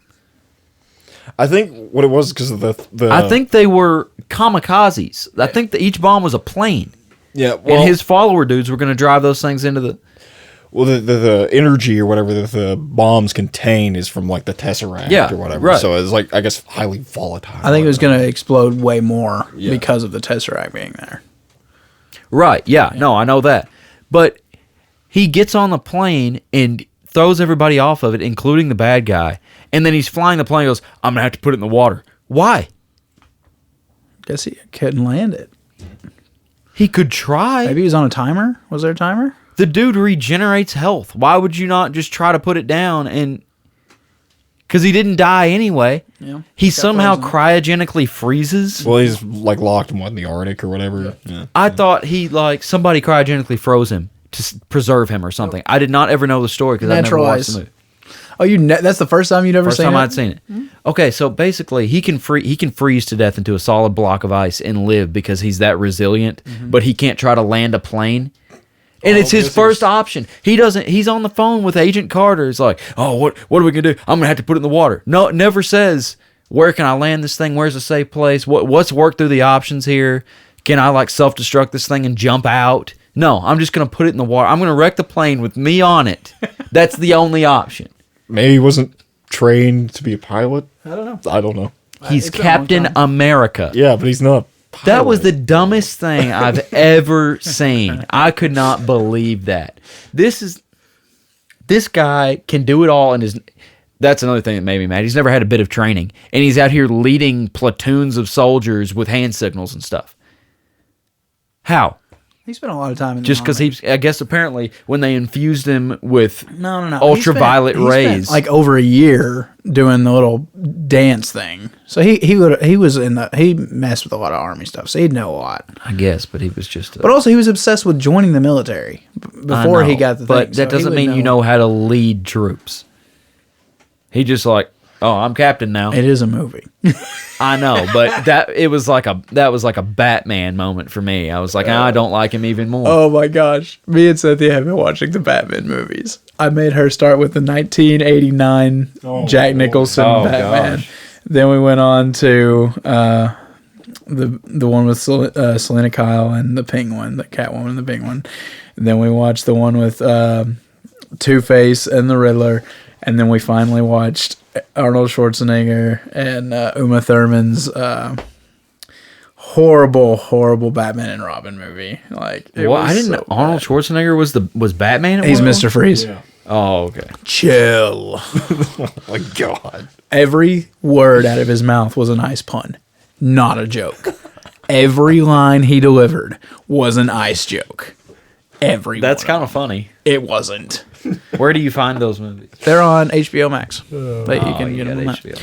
So then we watched Batman Begins, the first one with Christian Bale, and it took us 3 days to watch it because it's really long for her, and she wanted to go to bed a couple times, but she loved it. And next is The Dark Knight. Something I think is funny about me, as a person, like Marvel, I'm all for the dudes. I mean, the Avengers. I like all of them. I like the good guys. DC, I like the bad guys. Yeah. I mean, the Joker is possibly my favorite character ever. DC has good bad guys. Yeah, and Harley Quinn and just the whole thing. I like the villains in DC. I'm rooting for them.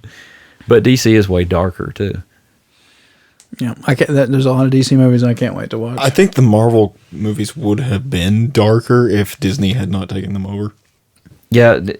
It seems like Marvel, they're more... Well, I think that the MCU figured out its stride well before Disney. I think that's why Disney bought them, because they were like, we're going to keep this... family friendly. We're going to keep it lighthearted and joking. It's a huge market for that. I mean, but also, way bigger market. Not very many of their heroes are very dark. No, I don't get Captain America is not very dark. No. Thor is not very dark. Spider-Man, not very dark. If they had Venom in there and Yeah. I hope they bring Venom in. Yeah. Like the Punisher or Yeah.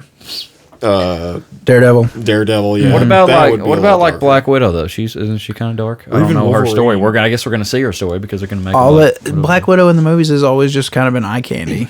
I mean, Yeah, she's cool though. But they're making a whole movie for her. yeah, it looks good. I can't wait. Oh man, I'm sick of movies being delayed. I'm ready for movies to come out. I miss going to the movie theater. Did I watch Doctor Strange? You will. Does he have to have his hands put back together or something? He kind Does of he have a wreck? He had a wreck and like screwed his hands up. And so he bad was a they surgeon couldn't- I think I've seen Doctor Strange once. I think I started watching it and quit watching it. It was a very different movie for Marvel. I can't wait for It's pretty good, though. Multiverse of Madness. What's that? The next Doctor Strange yeah, the movie. next one. So did y'all hear that Tobey Maguire and Andrew Garfield were supposed to be in this next Spider-Man movie? No. Well, they were, but now Tom Holland has said that they are not.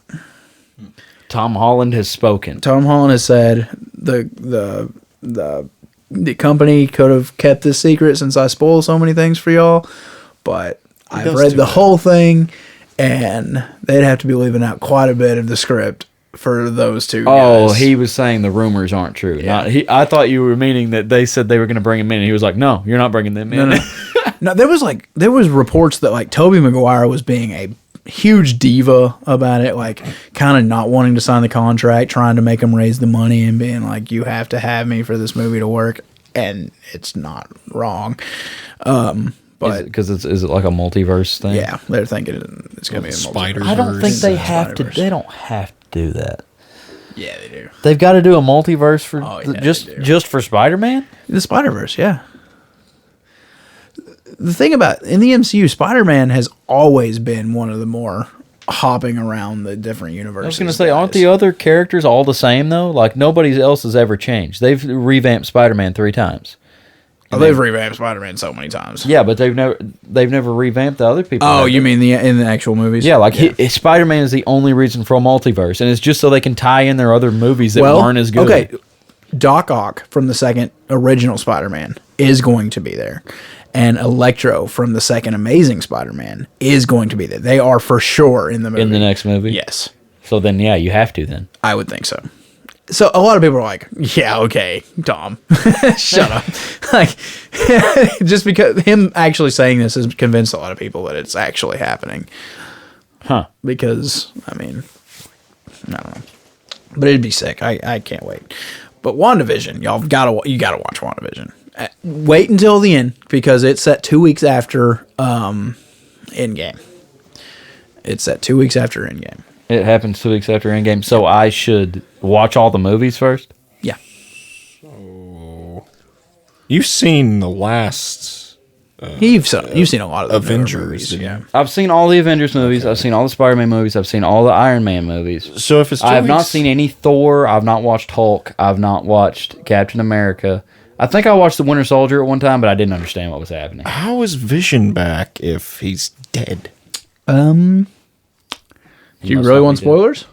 No, we can't spoil. No, don't spoil Okay. for AJ. But the thing, okay, but does it follow the lore though? Like Yeah. it's not any kind of multiverse thing. It's going to be like No, it when broke into the when they multiverse make- this time. So when they make another movie, they'll have to take that into the show into consideration. Yes. And because it's the same actors and everything. Falcon isn't and it? Winter Soldier, that's about to come out. They put a commercial ad on during the saw- Super Bowl. A preview for Loki too. Are they still going to call him Falcon? Because I thought he was going to be like Yeah, the new he's still Falcon. Captain America. I don't know. So that means Loki's not dead too. Then somehow or another. Loki is supposedly starting a whole new, Yeah. a whole new. How was he universe. supposed to die? He died. Did actually? He did die. But then when all the Avengers went back in time and he teleported away with the That's right. Tesseract, that's his show is going to be in that universe. See, I didn't even know what the Tesseract was because I didn't watch Captain America. Yeah. So if there's so you're telling me if there's a multiverse, we could have another Iron Man brought in from somewhere. That's And it what could I be like Chris to Evans hear. too. What? It could be absolutely Chris Evans. Robert Downey Jr. could come back as Iron Man. No. Yeah, that's what I have another like Captain America too. Actually, they're saying Chris Evans has 2 more movies. He's in his contract. No, his original contract is over, but they're saying that they're establishing a new contract and that he's going to be in 2 new movies. Interesting. I wonder what that's going They're to be going to about. screw this thing. I wonder all if up. it's going to be. I'll tell you, I'm more out on the MCU after Endgame. Like, I'll probably watch. I love Spider-Man. I'll watch the Spider-Man movies. I'll watch their television shows because they're not long. But you're not going to watch all the movies. I don't care anything about the Eternals. I might watch it. I don't even know what it even is. Yeah, I don't either. I've never. The Eternals. What do you? It's one of the next big movies that's going to come out. It might have Brad Pitt. It might have Angelina Jolie. Why? But they're like these ancient gods that just lived in the solar system, and that doesn't sound that interesting. I know the We'll see, 12 though. rings thing. I don't know. I'll stay with them. I got to. They're just getting woker and woker. Yeah, DC doesn't seem to be. No, I'm excited about what the DC. What else does DC have? That Batman movies. You say they're doing the Suicide Squad again? They're making the Suicide Squad, and it's gonna be awesome. I think because it's being directed by James Gunn, and he's a really good director. The guy who did the Guardian of the Galaxy movies.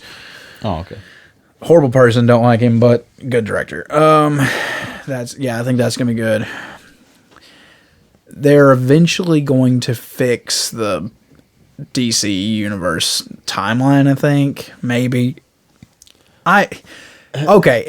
If the Justice League the Snyder Justice League movie that's coming out, and it's supposed to be like 4 movies long. If that is good, Ben Affleck has already signed up to go back on The Flash. Like, he was done with DC, and like just the hype alone before this movie is dropped has brought him kind of back to be in the Flash movie to maybe say goodbye or maybe to get his role back. I don't know. A lot of exciting stuff for the DC. If just people could go to work and make these movies. Yeah. What is that? A piece of dust? I guess so. Well, watch WandaVision. Keep watching your shows. Like, what's next? Probably Captain Marvel, right? it seems like there might have one. No, I think it is. Yeah. Yeah, timeline. Bad as I don't want to Get watch through it. that one. Yeah, because I think it takes place in like 95. Yeah, something like that. Did you watch it? Yeah. Yeah. Is it that bad?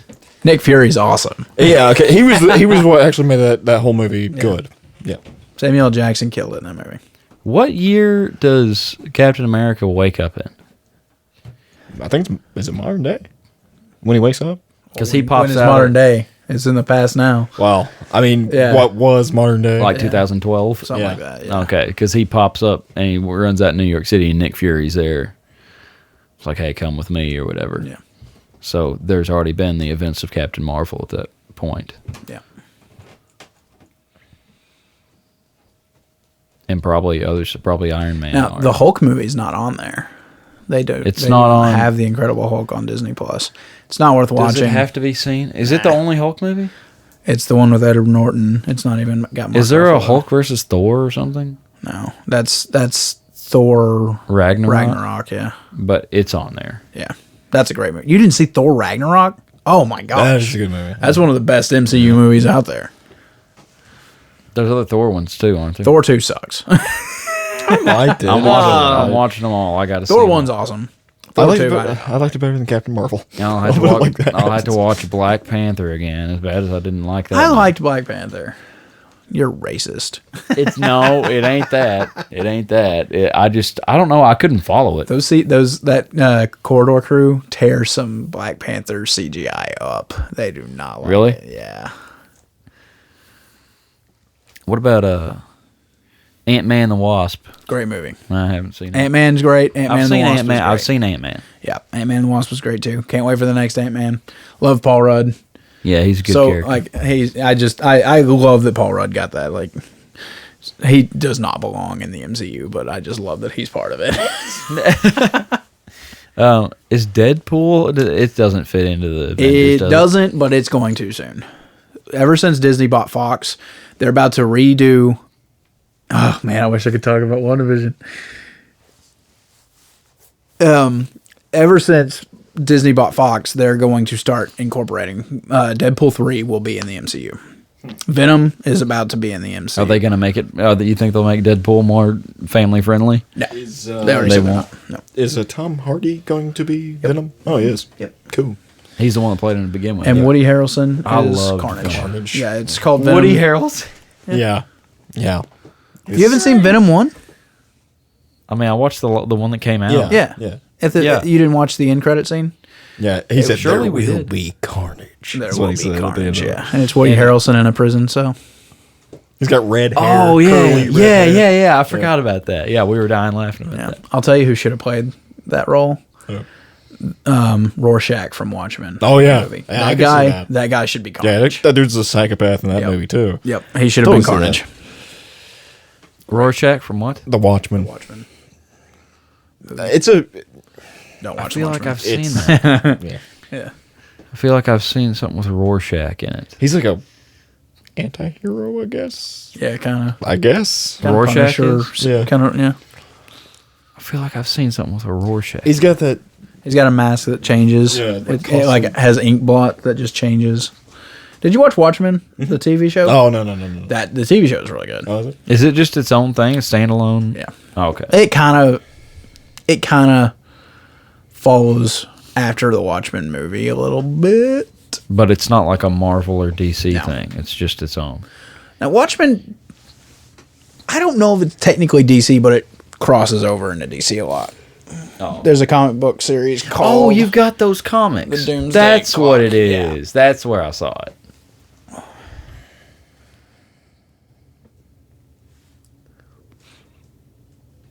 Anything else? Is that a podcast? Tyrel, any closing thoughts? In a world where your nostrils are constantly on fire, COVID can be killed. All right. I guess we're shutting this thing down. Nothing.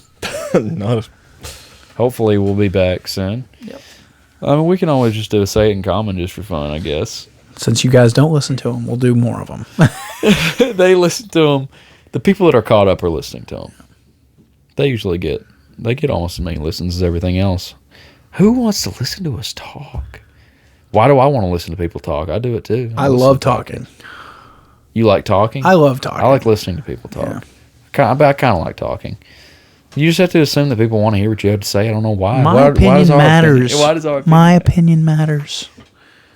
And it's better than all of your other opinions. Seth, you do have a very informed opinion on certain things. Tyrell has a very informed opinion on certain things. I feel like I'm just here. I'm just like listening to y'all and asking a lot of questions.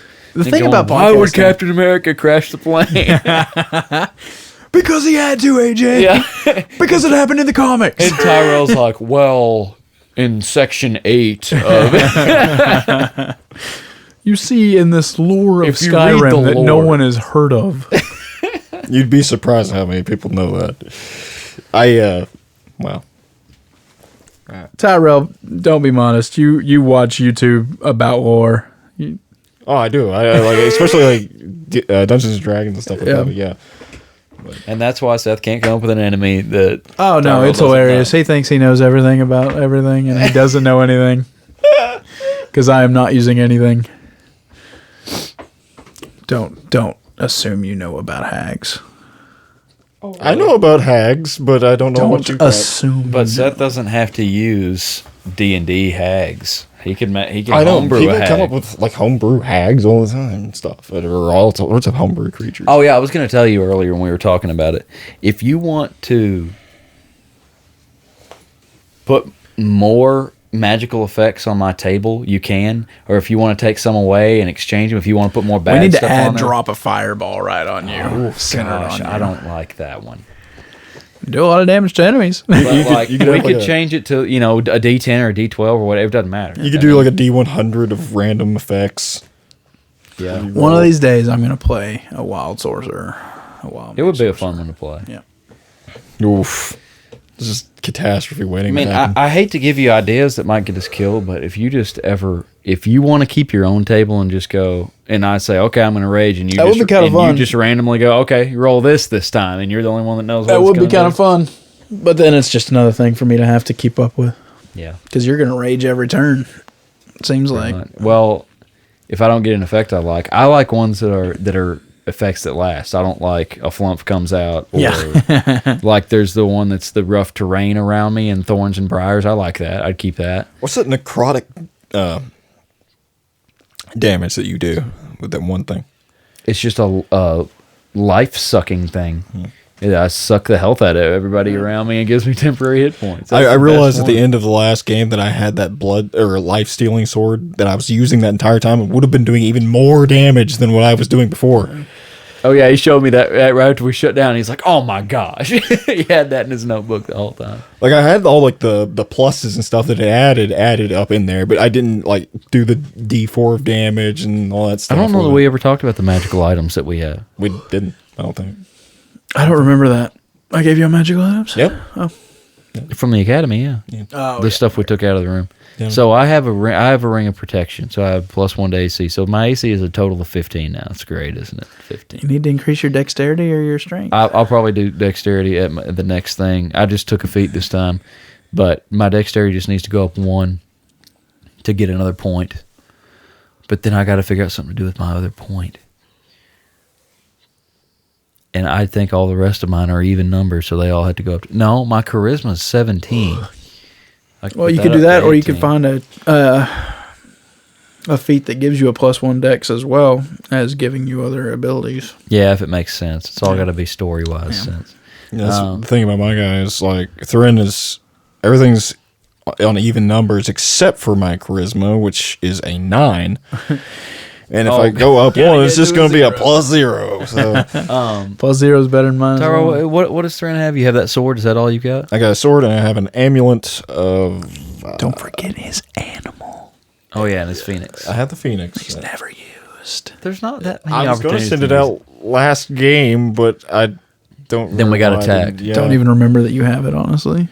I did. I was don't. I don't. I was going to. I was going to use it, but Do you keep it hid away, or does it just ride on your shoulder? Yeah. all the time? yeah, just Roger on my shoulder. Yeah, we need to start bringing that into attention. Yeah, because people will be like, "What the heck is that?" I have that amulet. I cannot remember what it's called, but basically it gives me like 10 temporary hit points if I activate it as a If you bonus activate action. it, and Once per day or something like that. you have a sword of life sucking, Life stealing, yeah. life stealing. Does it give you temporary hit points? It does 1d4 of extra damage, and I think, if I recall And correctly... then you want that collapsible sword. Like, it's not going to be as good as that. No, but that's the reason I was asking for the transferable magic. I was going to transfer the magic onto that. So he can min-max some more. Yeah. And still be able to Then hunt. Kyle's got boots of speed, plus he has those Eyes. lenses And 7 and different other weapons. weapons. And then I gave him a hammer of returning. that's great. That is the best thing ever. Got Thor's hammer. He's Got got Mjolnir. Thor's- He's got Thor's work hammer. That is so good. That's gonna be awesome. Oh, Lord. What does Buck have? Is it Great Axe? Yeah, but did he get anything magical? Yeah, I thought he got something. I forgot what he got. He got armor? Yeah, I think he got armor. Some sort. Urist got that He got the battle axe. dragon scale armor or something, didn't he? Yeah, I know they traded that around. I don't remember who ended up with Yeah, it. he's got some kind of armor that like negates crits, isn't it? Yeah. Oh, yeah. And- that's what he Mithril? got. Yeah, mithril Yeah. armor that negates crits. Yeah. And then he's got that cursed battle axe that he still hasn't attuned to because it's cursed. Yeah. But yeah. Yeah, we're scared to death. Who said it's of that. cursed? It burned the Apparently he cleric's thinks hands. Maybe it was just hot or something. Yeah, okay. Anyway, that's a podcast. Dustin really wanted y'all to get that. What, that axe? Yeah. And Did he create it? Or Yeah. he chose it? Yeah, he chose it. I don't want to mess with it. See you guys. Bye. Check out Tiger Skull RPG. Follow us on Instagram at The Commoners Official. Check out our YouTube channel, The Commoners. And Driscoll. And use our code Commoners15 for 15% off of STL files and collections at TigerSkullRPG.com. And then go support on Patreon because it's way better than just buying stuff off of the website at patreon.com/TigerSkullRPG. Bye.